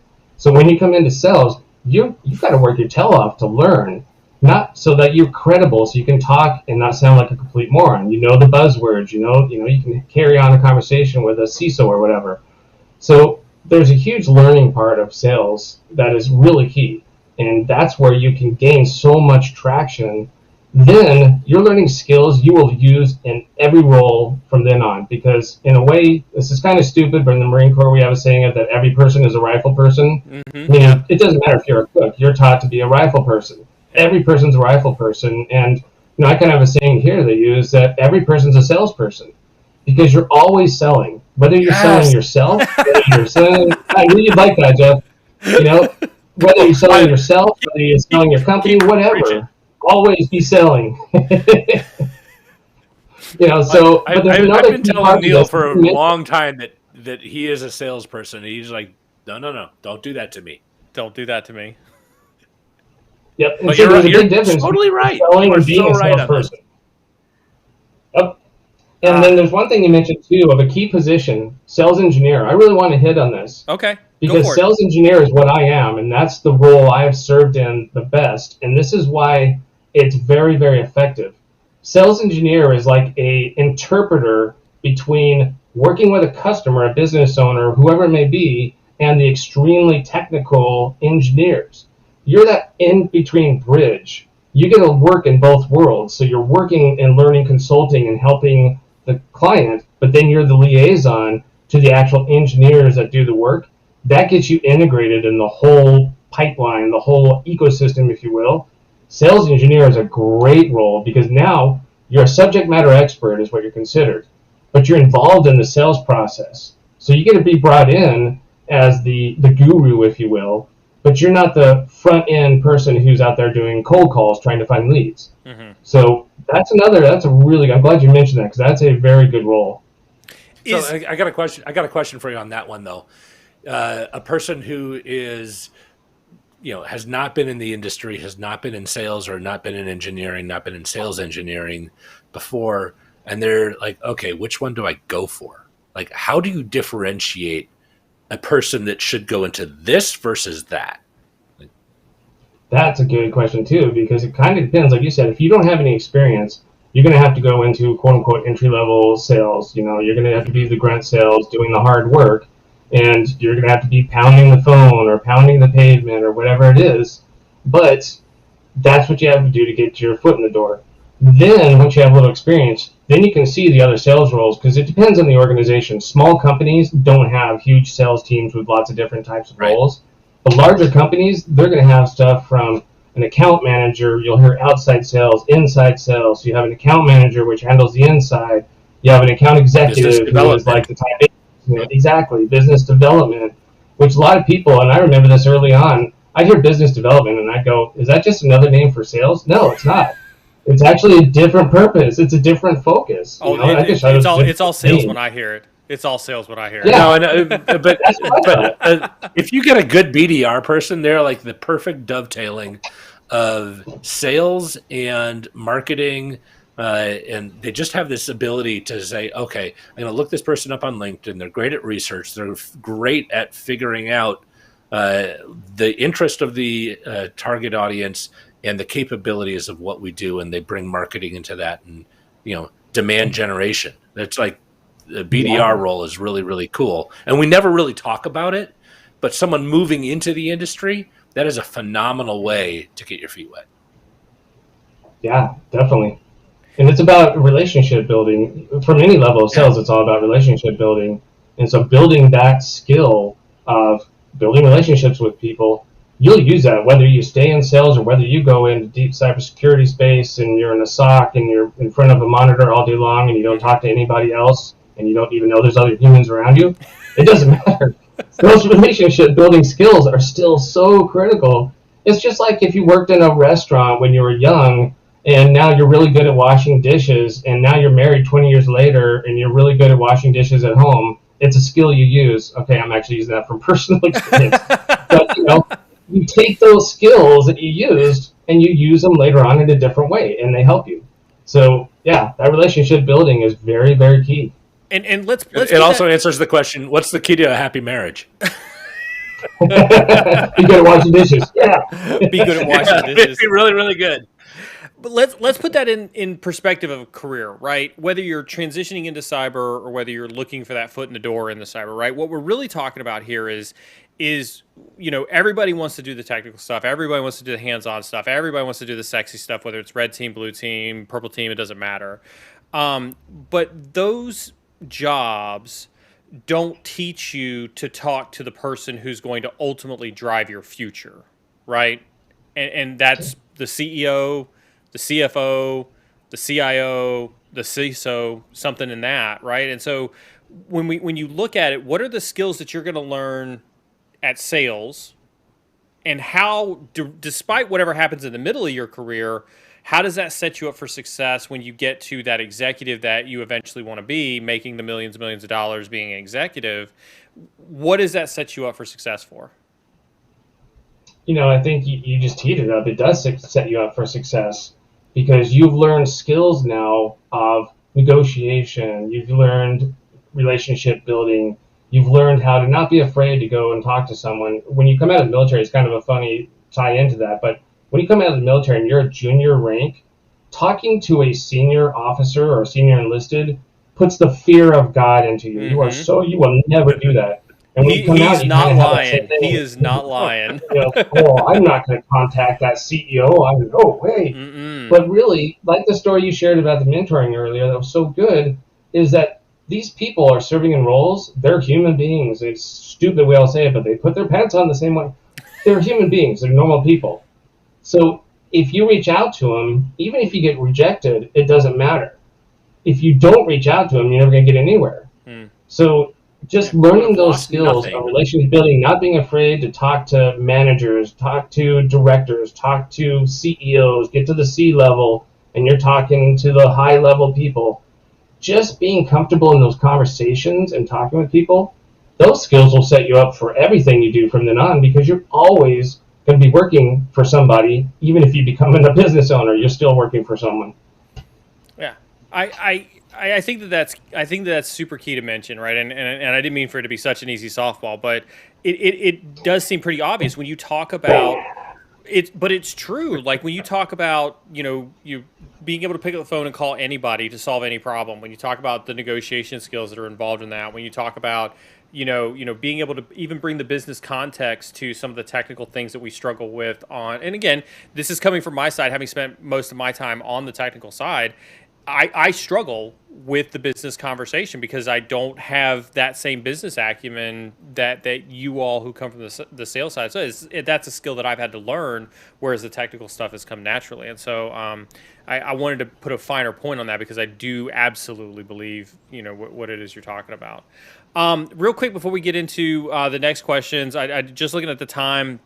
I'm going to go ahead and ask Sec IT Guy to run the giveaway for the 1 year Cybrary. I want to make a couple rules here really quick just to remind everybody. We've had a really good luck of people adhering to the rules. Want to remind everybody that you do need to make sure that your Discord and your YouTube name are linked. You can hit ! Discord inside of, I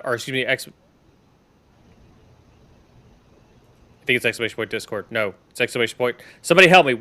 Whatever the command is inside of Discord to make sure that your Discord and your YouTube are linked. We have had a run of people trying to scam the system, and so we will be verifying that whatever name you use in YouTube is the same name that you use on Discord. You are going to message Sec IT guy when your name is called immediately, and make sure that you give him your name and your email address, and we'll pass that over to Kelly. It's going to be for a 1-year Cybrary subscription for that one. I do want to, Kelly, thank you again for supporting the community with that as well. Yeah, and if you don't mind, can I take just a second to explain who they are and what they do? Absolutely. Okay, great. So Cybrary is a key partner of ours within our nonprofit, and they're our training partner for the whole program. So they are an online training system for just about, it seems like every certification that's out there. So it's all, self-training online videos and cyber testing ranges, all kinds of stuff. So Cybrary is a really key partner of ours. It's like library, but Cy on the beginning for cyber. So Cybrary. And so what this is, it's the Insider Security Pro, I think is the name of the membership, but it's a 1-year membership for using their service. So you can study for any certification they cover.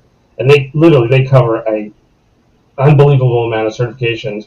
And there's just a lot of good learning on there, and it's done in a great platform. So you'll be able to go on there studying for, your Sec Plus or studying for your CISSP or whatever it may be. It's a great platform. So we've strategically partnered with them for our nonprofit because of their training platform. So we wanted to offer this out because, one, we love them, and two, we know this could be something that could be really helpful to someone, whether you're junior just trying to get in or whether you're a senior and you're trying to add some more credentials, because we all need more letters after our name. Just because I saw Henry ask, is this giveaway only for vets? The answer is no, absolutely not. This is for anybody who can hear my voice right now. Anybody is welcome to participate in this, and so thank you for that. I appreciate it. Back over to a little bit on the sales side. When you talk a little bit about some of the other jobs, what type of work is it that you guys do? That may not necessarily be considered some of the sexy stuff that most folks are used to, that you think is still valuable work that gets done in the cybersecurity space?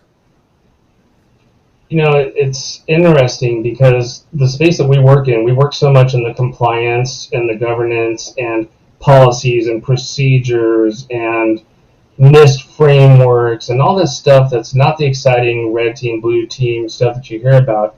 But it's actually really interesting, and it's really like a progression, because you go in there, but we do a lot of assessments. So we're going in and doing a gap assessment, or we might be doing a pen test or vulnerability assessment, but we're going in there and trying to analyze and understand a situation and then figure out what is needed to improve it. So on the compliance side, it's a lot of what are your policies, what are your procedures, what is your maturity, what are you doing for security awareness training? All of these things, it's a consulting perspective where you're coming in and trying to figure out where they're at, and then you're trying to figure out where to go. And this is where it connects to the cool stuff, because once you go in and do an assessment and you understand where an organization or a government agency is at, then you can start making recommendations, and which is why we added Jeff appreciates this side, the IT value-added reseller, so that we have access to products and to licensing, software, other services, whatever's needed, so we can bring those to bear for our client. So now it's not only just, hey, we'll come in and assess you. Now we can come in and do the remediation roadmap or just give you recommendations and bring them to bear.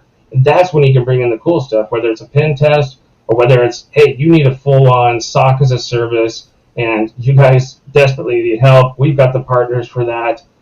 Everywhere in between that. So even if it doesn't sound like it's sexy on the government's risk and compliance, it's actually gets you right into the middle of everything, and then you spread out from there. So yeah, I would definitely say, even though it doesn't sound sexy, you can get in there. If you have a legal background, you can go into governance and compliance, and that really helps. Or if you have, some other background, you can bring that in, and that helps you in that area. So yeah, compliance can be a lot more fun than you can realize.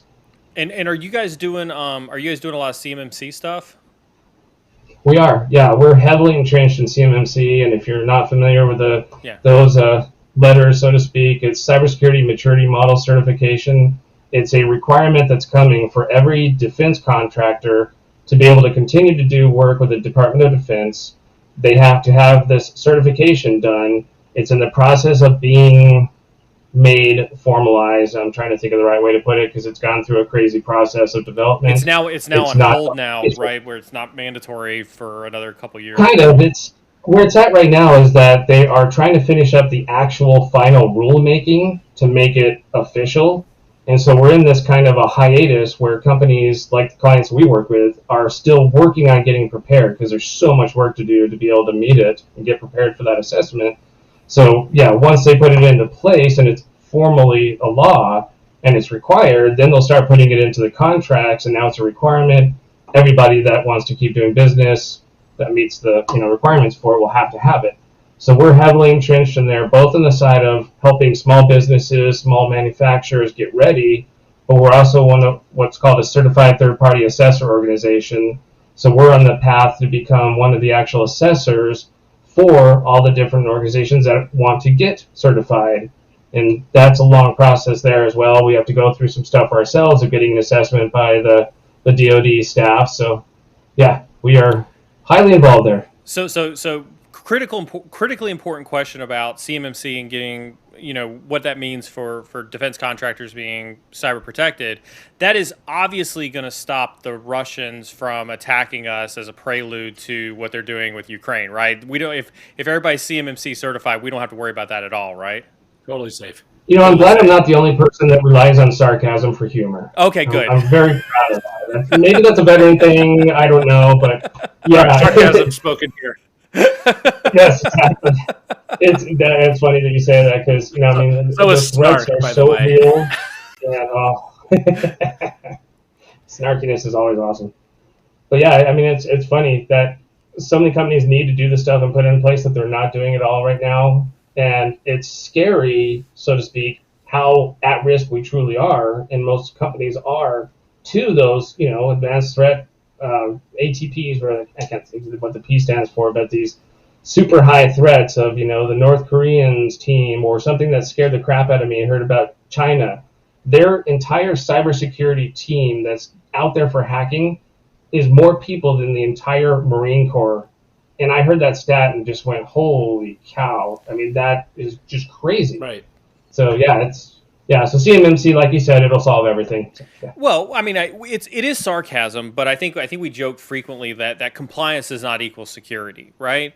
And so I think the cynicism in cybersecurity comes with like, oh yeah, yet another framework, right? You mentioned NIST, you mentioned even CMMI, right, which is what the big four companies use, whether it's that or ISO 27001, SOC 2 compliance. Insert every acronym of every possible compliance framework you could ever imagine, HIPAA, PCI, like whatever. What is really going to change with CMMC, especially towards government organizations, that they shouldn't have already been doing? Insert acronym soup here along the way. So it's kind of the carrot and stick. And what I mean by that is if the company does what they're supposed to do and they get their certification done, and now they can continue to compete for those government contracts, that's the carrot of being able to keep doing business and maybe even do more business because they're now certified. The stick comes from if you don't do what you're supposed to do, and you're already telling the government that you do it because you've already taken a contract that has the 7012 clause in it, and you're already saying, self-attestment, we have said that we are good, and then you actually get assessed by the DoD, and they come to find out, no, you're not even remotely close, you don't do anything you're supposed to be doing. The stick is there to beat the crap out of you, not just from you won't get to do DoD contracts anymore, but now there's actually the, I'm trying to think of the name of it, Fair Act clause, or something about it, a clause in there that they can now pursue you legally to, slightly punish you for lying to the government and lying on contracts. And I think it's Fair Claims Act, I think is what it's called. But anyways, that's going to be the stick. So they're using the carrot and stick approach. I look forward to seeing the day that Boeing decides that they're not going to get any more government contracts because they failed a CMMC exam. We'll see how that works out for them. My cynicism runs deep with this, obviously, as you can tell, especially as we're what are your thoughts on just pivoting away from CMMC? This is open for both of you, whoever wants to jump in on this, right? As we've seen two massive cybersecurity events, surrounding Russia in the last week, right? We saw ReEvil ransomware gang, allegedly. We can debate the theories behind what happened there, till we're blue in the face. And then obviously we saw a massive cyber attack from allegedly Russia onto Ukraine, and that's not atypical for them. We've seen it in their attacks against Estonia in 2007, I believe it was, as well as other places and things like that. Do you think that we're going to see an imminent cyber attack? I know both of you are fortune tellers. You have crystal balls hiding in the closet. Both of you can see the future. How close do you think, or do you think we're on the cusp of an imminent cyber retaliation attack or cyber preemptive attack? In light of this Ukraine business. Jeff, you want to go first? I don't think we're necessarily on the cusp of an imminent attack, but that doesn't mean that. I still think we're in the feeling out stages with all of these attacks, right? And I think right. How long does it take before they notice us? What were the repercussions? Did we get paid? What were the long-term downstream effects?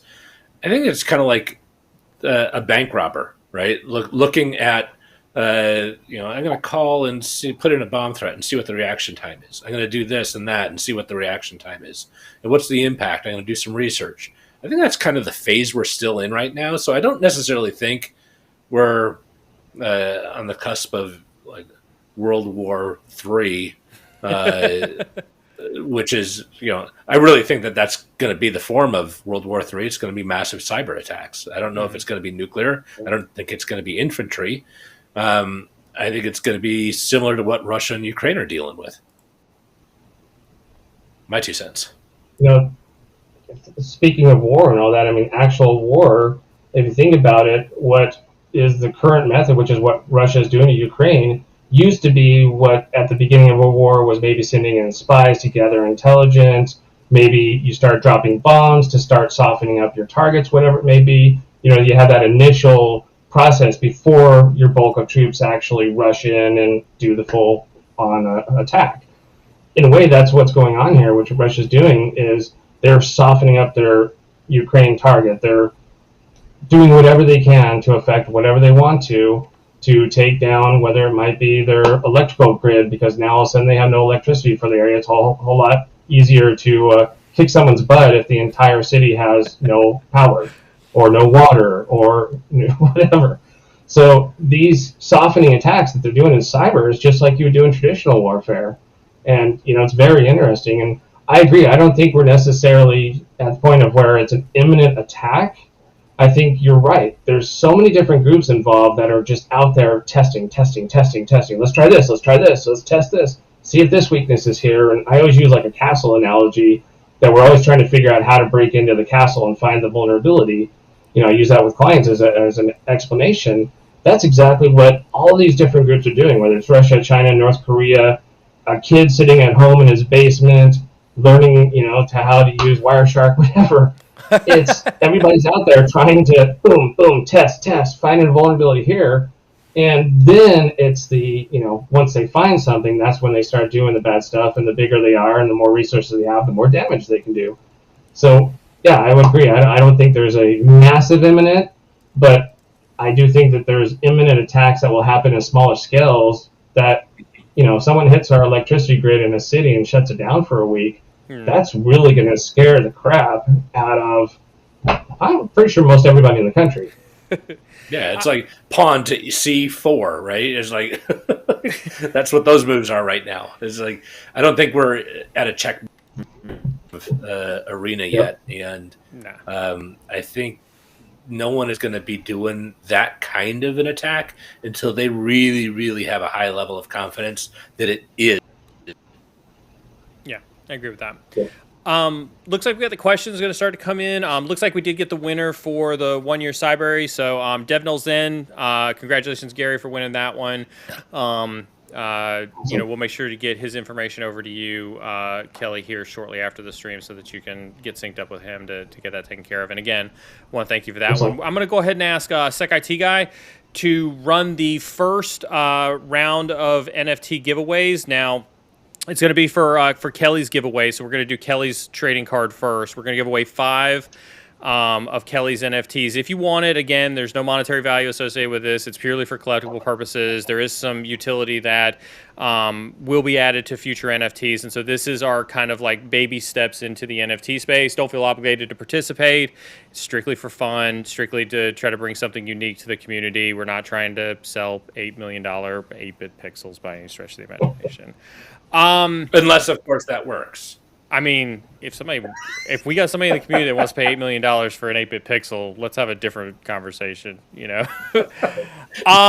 Neil. DM Neil, we'll have a vastly different conversation. Kelly, so we're going to do Kelly's NFT first, and then we'll do Jeff's NFT, and if we got some time, we may do we may run some of Joe Hudson's NFTs.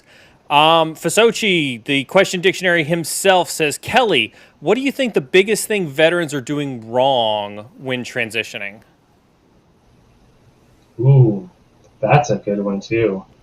I think what a little light a lot of veterans just start don't do right is, yeah, exactly. It's very light.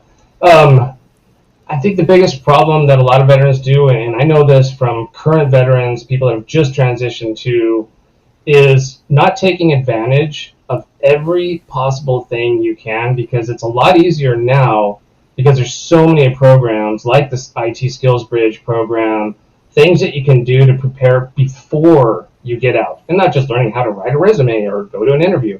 I mean, you can get to the point where you're doing an internship with IBM or you're doing our apprenticeship program, whatever, before you've even gotten out of the military. That makes the transition 1,000 times easier. But even if it's not something formal like that, anything you can do that's a transition step that can help you prepare, whether it's learning, whether it's working with an employer, whether it's getting out there and just working with somebody that's out in the industry and saying, hey, can I just volunteer with you and just, sit in and help you guys and just talk? Or can I just be a fly on the wall on your conference calls? It doesn't matter. Anything you can do that's going to help you prepare is going to make the transition earlier. And the other thing is, try not to get too pissed off when you're transitioning. And I say that jokingly, but there's times where you just want to shake your head and you're just like, you've got to be kidding me. And it might have been an interview and how it went and the questions you get asked. It might be, you didn't get a job that you completely thought you would get because you should have been able to get it. Whatever it is, try not to get too pissed off, because every veteran that goes through this is dealing with the same thing. Is this a mistake that veterans are doing wrong? Or when I hear you talk about that first round of examples that you give, to me, and again, maybe this is Neil's cynicism, coming into play here, but I blame that on the antiquated mentality of the transitioning organization that is supposed to be there to help veterans transition out. I think they're the ones who are actually failing the veterans. I think it's less about what veterans are doing wrong. They're not being made aware that type of opportunity even exists. By the way, I think that's the same for the private employers. I think this answer is identical in the private sector. Yeah. And then in the educational sector, right? And I blame the employers the most. And, even being one, I really truly blame employers and hiring managers. And I think it's because they're not trained to look at someone's resume and see, okay, this person's done this and this and this that we all can put on our resume. Mm-hmm. They don't look at it saying, I think this person might have these kind of soft skills, these intangibles, these things that they bring to the table in addition. Maybe they don't have the exact experience in this exact position, but they've worked in this way and they'll bring this to the table. Maybe we should consider talking to them and give them an interview and see what they're like. Because it's so hard to communicate who you are in a stupid 1 to 18,000 page resume, whatever you do. I still, to this day, I cannot write a resume for myself that really conveys who you are. It's impossible. Right. So these hiring managers, these people who are screening, especially if it's an HR department, it's not the actual manager that would hire you, it's someone in HR who doesn't even know the position or that side, or that they're not technical at all. They're the first person screening your resume. they're not taught to look at those things and go, okay, this is what this person's bringing to the table. And I'm using the military example as, okay, here's a person that was infantry in whatever, Marine Corps, Army, it doesn't matter. This is a person that served in infantry. Oh, well, they don't have any experience in this. They have so much experience in supervision and management and guiding people, encouraging people. I thought when I got out, I was immediately going to go into a management position. And I probably should have, but that opportunity was not available. So I look at it as a major problem is the actual employers. Yeah. We're very huge fans of let's bash employers, hiring managers, and HR folks and talent recruiting on this stream, because we think that, I mean, and again, this isn't to say that folks getting into the career field are completely absolved from any of those responsibilities by any stretch of the imagination. But it is definitely by far one of the biggest culprits is the unrealistic expectations that are set, by the other factors as well. I gotta push back a little bit on this. Go for it. Have at it.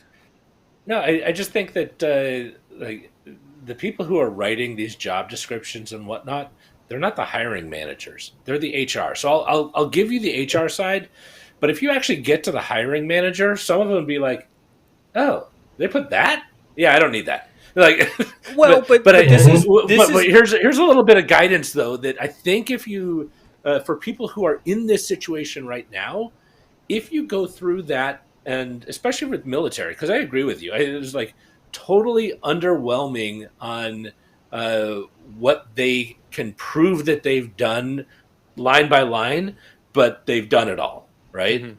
Mm-hmm. They can show what they've done, just not with the verbiage that you used. But if you can somehow show how your experience ties into each one of those job description requirements, that messaging can get to the hiring manager. I think you're going to have a really hard time with the HR manager because they don't even know what they're looking for. They don't know what those line items mean. But the hiring manager does, right? So I think if you, like someone who's listening to this saying, well, gee, I'm in that exact situation, I can bash HR all I want, but that's not going to get me the job. Yeah. The thing that's going to get you the job is to go through that job description and write an anecdote about how you met that in your existing role and your existing experience, and work your flipping tail end off to get your 1,000 connections on LinkedIn and find a way to get to that hiring manager and have a one-on-one conversation to say, I saw your job description, I want to work here, and here's how I have met these things. They're not in your language, but I have more than accomplished it. I think that has to be like, okay, you can bash it, but there's got to be a solution. Wholeheartedly. Curious what your thoughts are. Yeah. I agree, because a lot of times those job descriptions, I mean, I've seen them like generated out of these databases that come from the government and all that, and people use them as their standard in their company. Job descriptions. Hey, we got room for 2 more lines. What else should we need? Exactly. It's like, okay, let's hire this lawyer for $500 an hour to put in this stuff that nobody can understand. Okay, and they're crazy, and then they have requirements in there. And think a lot of times when you see requirements as that's their absolute most perfect, ideal, wonderful person they could ever get that they couldn't afford. So look at those requirements and don't always say, yeah, exactly. It's like, don't look at those requirements and say, oh, I don't have that, so I'm not even going to apply. Because a lot of times they're hoping for that just magical unicorn person that meets everything, and they never get that. So don't avoid something just because you don't meet 1 or 2 of the requirements. And then 2, on the point of resumes and how to approach this, so to speak, one of the best tips I ever taught was on a resume is don't write a resume and under each job position tell them what your job description was. Tell them what you did. Oh, this is what this title does at this company. Yeah. Nobody cares about that as a hiring manager. So this is one of the ways you can get around this, and I see questions about veterans and what they can do. This ties into writing a resume, and when you're writing under each position, whether it's military or whether it's civilian, and putting what your accomplishments were. That is so much more important. I sold $18 million worth of blah, blah, blah, is a lot more powerful than I was responsible for developing relationships with CEOs and global corporations and blah, blah, blah. Nobody cares. No one reads that. It gets back to something that you need one one more thing on Go that for it. though, just a pigtail on that is you need an impact statement on that. Yeah. Like I did this, and here's how it impacted the company or the military or whatever your experience was. It's what we talk Neil. about. It's what we no, but you're right, because you've got your long acronym for it that you always talk about. Concern, impact, solution, benefit. Thank you. But I'm not as smart as you, so I only do the what, so what, and now what, with mine. But Same thing. It's same thing, yeah. But it gets back to what we said, right? The experience part of your resume is where you write about your experiences with the company, not what your job description was, but what your experiences were with the company. Yeah. Mm-hmm. For those who are interested in more of this resume conversation, we do have our monthly resume review that is happening on January 31st. If you are interested in being part of our monthly resume and LinkedIn roast, as we friendly call it, make sure you do submit your resume via our Discord channel. Maybe we'll invite one of these lovely gentlemen or somebody else that we've had to our monthly resume roast, and we'll see if we can't get a little resume roast. That sounds awesome. We do monthly resume roast. We've actually built a tool. We'll have to show you the tool that we've built so that people can self-assess their resume and their LinkedIns based on that. Happy for you guys to use that at US Valor if that's something that helps your transitioning military folks. We'll give major props to Amoeba and Doc J. They're the ones who own the math behind that tool, but we do have a resume rubric on our website to use. Command and Control comes through with a question that says, how can veterans best translate their military experience into business language or onto a resume that a recruiter can understand and appreciate? That is a question that everybody that's trying to figure out how to write their first resume when they're getting out of the military deals with, because in the military, you may have served different positions or different ranks or different, it's called your MOS, your military occupational specialty. It may have changed, so you might have gone infantry and then you switched into IT. Whatever it is, you've done all these different roles. And so it's harder than writing a normal resume where I did this job, this was my title, and then this is my accomplishments. So for military, part of it is trying to figure out how to show everything that you did and your accomplishments, but like you said, put it in the lingo that a civilian employer is going to understand versus I worked for, I'm not even going to try to do our military speak that nobody understands except for whatever branch. And every branch is different too. You get a Marine just start and talking, I'd be like, oh, that's it. Yeah. Exactly.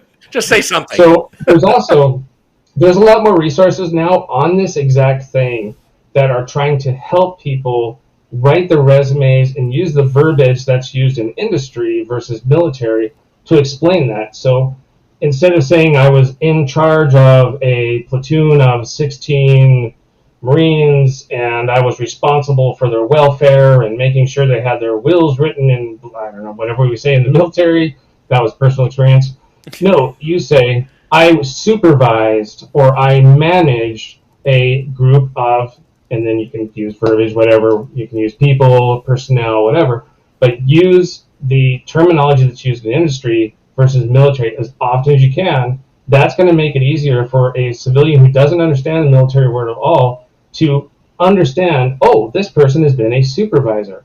Oh, this person worked in administrative function and they're really high skilled in computer skills. This person worked in whatever. Even if you're a chef, you've got a lot of experience in there. You are extremely adept at making people really happy when you do your job right. So, think about it in different ways. It's also fair to say that I think you made a really good analogy first, right? In the Marines, and I know Army, we didn't have this problem in the Air Force because we had real jobs in the Air Force. I see Jax in the in chat too, so I'm also kind of poking fun at Jax in chat as well. You're taught rifleman first, you're taught, infantry first, that type of mentality. And so oftentimes you see these transitioning folks come out and their job title is infantryman, right? That's what they did in the Army or in the Marine Corps. But there's so much more to them that they did what they would consider as additional duties, whether that was, your training on the side or, information assurance or training manager or quality, professional, something like that they gloss over. They don't understand how to pull that stuff out and create that stuff into civilian-based job descriptions. I think that's the type of decoding. I think that's hard to hard for transitioning folks to be able to do exactly what they're talking about here, right? Yeah, and soft skills, that's what you can translate so easily, is Yeah. those soft skills of communication or negotiation or whatever, and show and accentuate the skills, the inherent skills that you have, versus just trying to show I have experience doing X. You can show why you are such a good employee, not just for that specific job, because then you're selling the value of yourself, that you bring more to the table for that job than someone who might just have done that job for the last 2 years, or 3 years, or 5 years, or whatever it means. Fasochi comes through with another question. Is Kelly, do you think vets underestimate the amount of work it takes to successfully transition? I gotta say it bluntly. Oh, hell yeah. Yeah? Absolutely. Yeah. I think you don't understand. You can't comprehend when you're starting transition of what it's going to be like. It can be a lot different depending on what your MOS was, what your skills were when you come out. If you were an aircraft mechanic and you're getting out of the military and you're going to work for Boeing as an aircraft mechanic, okay, it's not that hard because you're like for like, so to speak. But if you're getting out of infantry and now you're trying to go and become, I don't know, whatever, it's a lot harder. So I think, yeah, we do definitely underestimate, one, how hard it's going to be, because we don't have that experience yet of going to the interviews and seeing the sometimes awkward conversations of someone who doesn't really understand you, and you know it, and it's so obvious, and you want to scream out, but you can tell by the questions you're being asked, it's like, okay, this person does not think I have any experience, and they're just asking BS questions to get through the interview. Yeah. Another personal experience. No, I agree on definitively I think everybody underestimates how long, and I think even TAP underestimates how long it is that I think I've told people before, like, you should plan on a 12-month transition to get ready to get out. I think that's more than acceptable. Yep. Yeah. And I think setting your own expectations is really important, because if you go out thinking, I have to get the perfect job, I deserve it, I should get a great salary, I should get great benefits, all this stuff, you have these expectations of what you want in that first job, you're probably going to get let down. If you go to the expectations of, I'm going to find a job that's going to get me into what I want to do, and I'm going to pay my dues and do whatever it takes to get into it, you're more likely to, one, be a little bit happier and not as frustrated, and two, more likely to succeed. Makes sense. Last one, and then Kelly, I'm gonna give the floor to you. It sounds like we've got one person who needs to message Sec IT guy for their NFT. Everybody else got the very first on-stream giveaway of Kelly Kendall NFTs. Kelly, you've now been minted forever on the blockchain. Do appreciate you participating in our NFT experience. Fasochi, with the last question, we're going to send you on, and then Jeff, you and I will handle your NFTs after we send Kelly on his way. In your opinion, what are companies doing wrong when hiring vets, or when not hiring vets? Either one. I think what they're doing wrong when passing or not hiring vets, to speak to take your change in that, it's really more applicable, is that they're not assessing a veteran for their skills and knowledge and abilities that they bring to the table.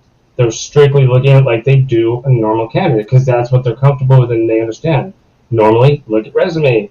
What's their experience? What was their last job title? Did they do the same position? So a lot of it is it's just inherent that civilian employers don't understand.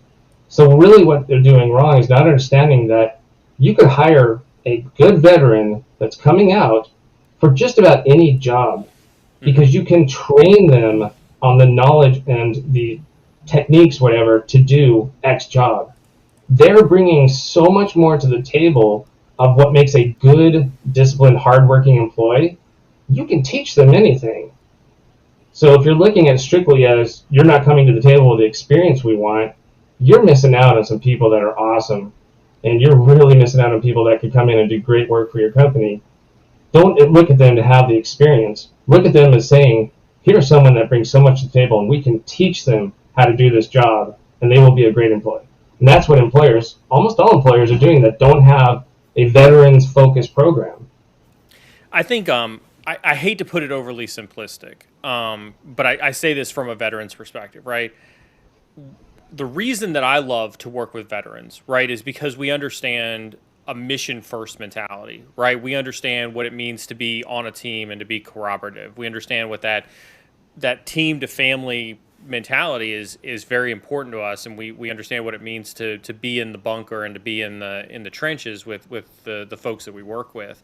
I wish there was a better way that we could convey to folks who haven't experienced that on the military side, that's the value that comes with bringing on a veteran, is just our mentality when it comes to, I hate to refer to it as work ethic because I feel like that's trivializing, because there's something about being in the trenches with your fellow folks in arms that makes being on that team with a military veteran just that much more awesome, in my opinion. I want to add one thing that I think is really important to understand, especially when you're going after these jobs, is your resume is important.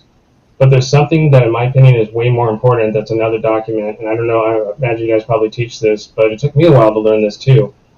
That cover sheet that you're submitting along with your resume is golden. That is where you can do so much more explaining about how you meet the needs for that position, how you meet the requirements. So I know sometimes we're submitting like 18,000 applications at once, it feels like, but if you can take the times on the ones that are you really want or whatever, take the time to hone that cover sheet so that you're addressing as many of the specific things that they say on there and adding things just like that, adding what you bring to the table in addition to what they're asking for. Yeah. And that took me a long time to learn how important cover sheets are. Good point right there. Kelly, on behalf of my team, on behalf of my community, on behalf of the old guy up here, I want to thank you so very much for hanging out with us on this Wednesday night. I do truly appreciate it. Thanks for talking about veterans issues. Thanks for talking about your journey into cybersecurity. Thanks for talking about US Valor. The floor is yours if you'd like to say anything to my community. Don't anybody go anywhere as Kelly's talking. We're still doing the Jeff NFT giveaway, and then we've got some other things to talk about when we send Kelly off to enjoy his evening. But Kelly, the floor is yours to say goodbye to the community. Well, thank you. First of all, I just want to say thank you for you guys for having me on here. This has actually been a blast. Like you said, it's just like sitting in a bar, BS, and chit-chatting with friends. It really is. So, first of all, I'm going to lose my voice right at the end. So, what I want to say is, first of all, is thank you. And two, to everybody that's on here, whether you're at the very junior level, you're just starting to get into this, or you're senior, or whatever, anywhere in between, it doesn't matter. Getting involved in things like this and networking is also probably, not in my opinion, the most important. It's one of the top two most important things you can do. You hear the saying about it's not what you know, it's who you know. Mm-hmm. It's so true, because networking is how you find people that can help lead you to where you're trying to get to. They might lead you to a mentor. They might lead you to an opportunity you never thought of. They might lead you to a person, because every person you talk to has some value that they might know someone that can help you. So don't ever eliminate talking to someone because they're not in the industry. You never know who somebody knows. They might have their brother could be the CEO of, VMware. You never know. Very true.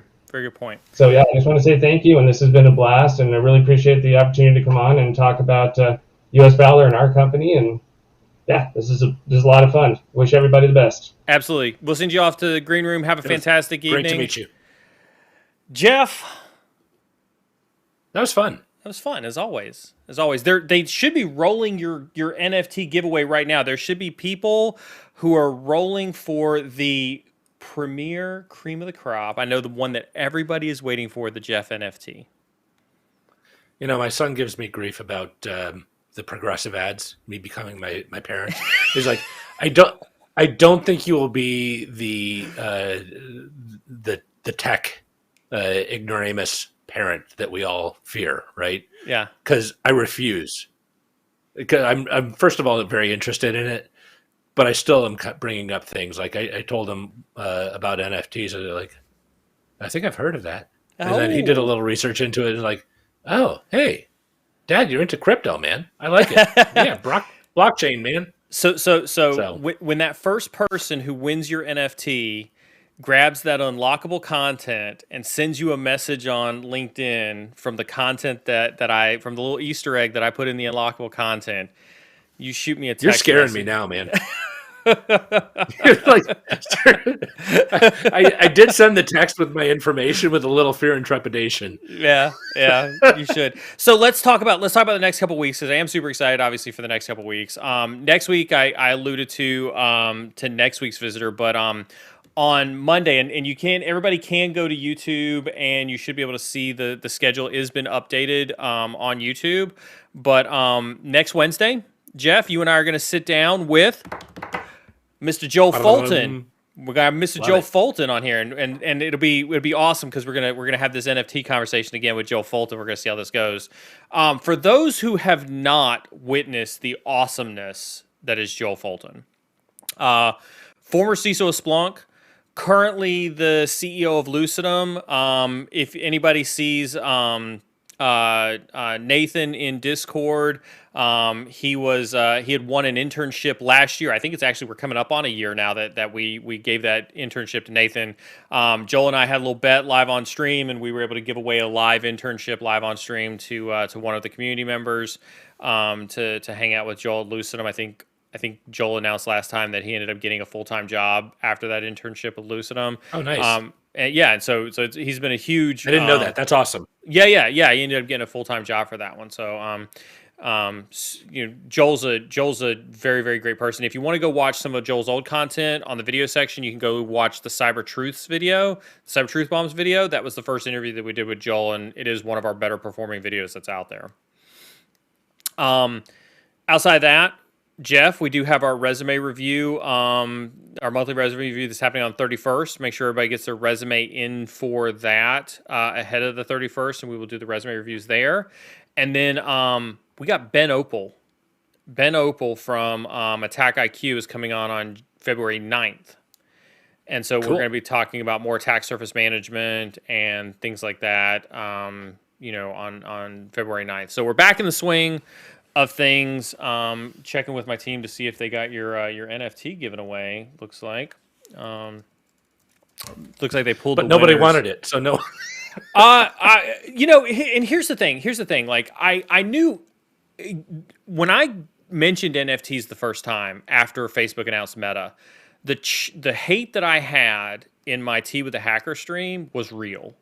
Really? I had people allegedly leave my stream on a Tea with a Hacker simply because I said, hey, I started researching NFTs and I thought it was really cool. This was literally a couple days after I started researching it. People were they had a problem with that. Oh, absolutely. I completely, because of social media hype. Because I'm gonna get you on a soapbox here, aren't I? Oh, you are. You totally are. It boils down to we let other people's stupid antics on social media drive our perception of reality. And so because everybody made a big deal about this whole pixelated thing with NFTs, that is now everybody's perception. And this gets back to what I was saying at the beginning of the stream when I talked to Ben today, because I was asking him, same thing I asked you. I need a picture. I need a favorite number. I need a couple quotes to put on their NFT. He was like, oh, man, I'm part of the right-click gang. And I said, would you be open to an open-minded conversation where I demonstrate for you the utility stuff that I've researched from my own self-research on NFTs? And so I showed him a lot of the same research that I showed you the other day. And legitimately, after a 10, 15, 20-minute conversation showing him the utility behind NFTs, he goes, I'm going to do my own research now because this has vastly changed my opinion on NFTs. And I may actually take my right-click bro, sarcasm off of my profile because you've opened my eyes up to the utility of NFTs. And it goes to highlight how we talk about imposter syndrome on the stream. We talk about letting people dictate what your, not letting people dictate what their perception of your reality should be when it comes to your cybersecurity career. This is exactly what we're talking about. We let social media tell us that NFTs are nothing but $8 million 8-bit pixels, type of BS. I can't say it because Carmen's in my ear, right? But we let that happen, and we forget to actually. Carmen. we forget we forget what it means to be hackers, right? Where we actually like take a look at something and say, well, what does this actually mean to us? Yeah. Totally a soapbox item for me. Well, but I think I use this analogy all the time. This is a tool. A hammer can pound a nail, or it can pound your thumb, right? Yeah. One is really painful, one is really good. And if you use this the right way, this is a great tool. If you use it the wrong way, it's really dumb and a bit painful. Yeah. But from the research I saw, it was like, this is actually putting the power of some of the commerce of ticketing into the people as opposed to into a few select hands.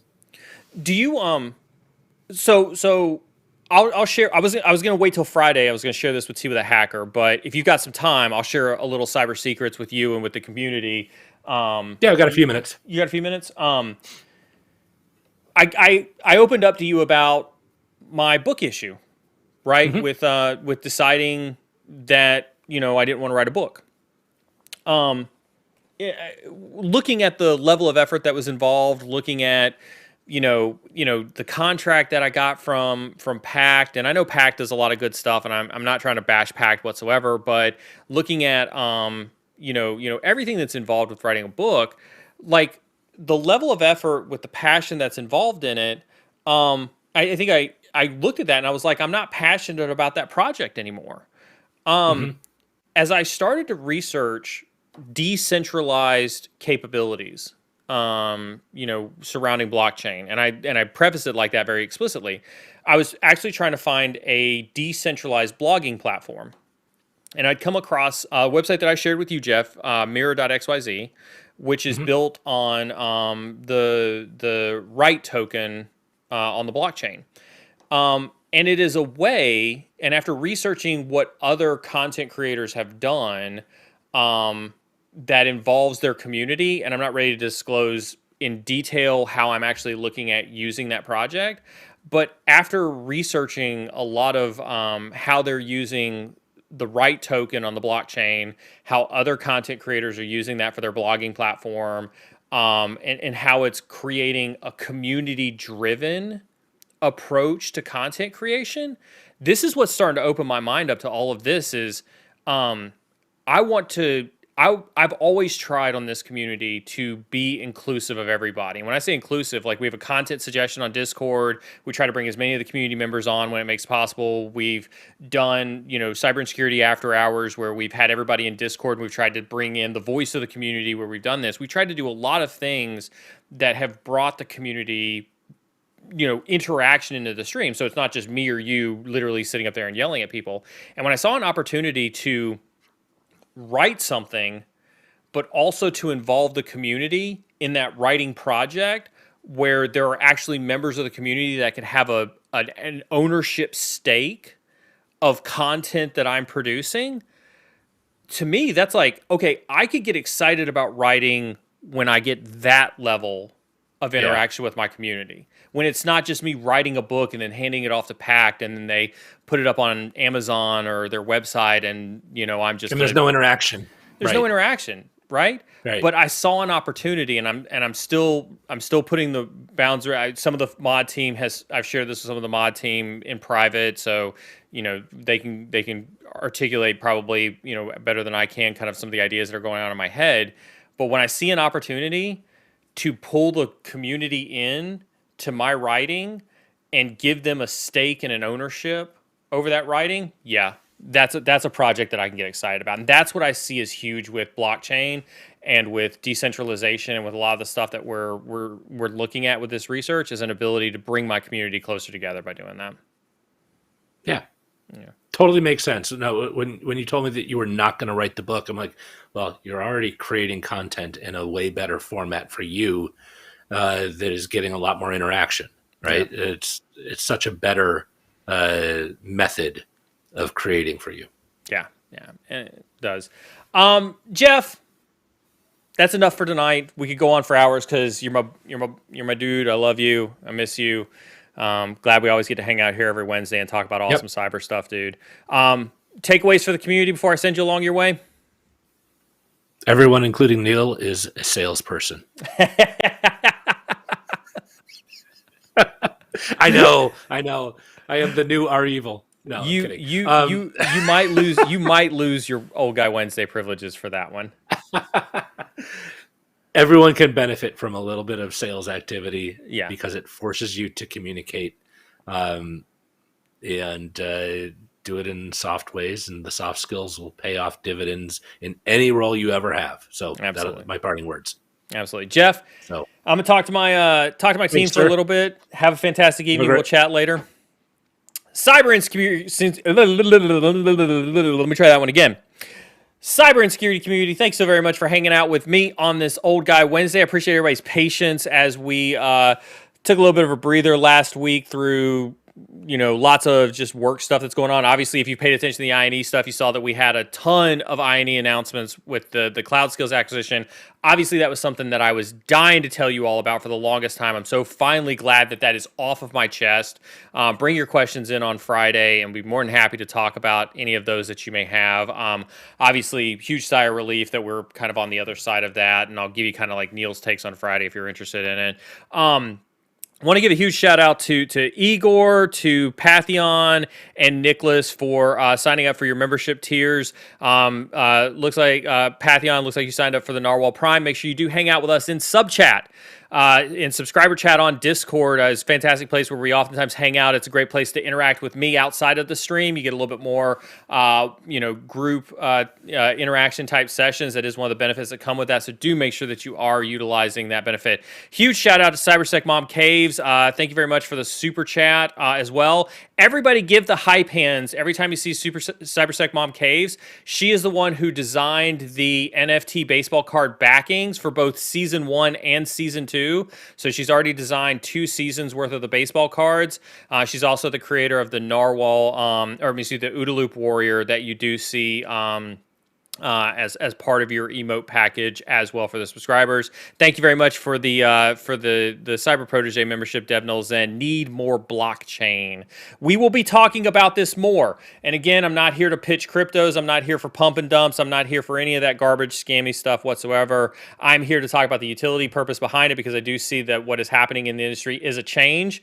And I do fancy myself to try to make sure that you all are aware of that change and how I think it can be used to your advantage or disadvantage for your learning in this industry. Case in point, I just learned about vulnerabilities in NFTs, not necessarily specifically in NFTs, but how not too long ago, Checkpoint, actually, if you subscribe to my news article, for those who don't know, if you go to my Twitter account, there's a little block underneath my profile where you can subscribe to my newsletter. I actually linked some research from Checkpoint Security that talked about a vulnerability in the OpenSea platform that was discovered back in October that was being used to send malicious JavaScript to steal crypto from wallets.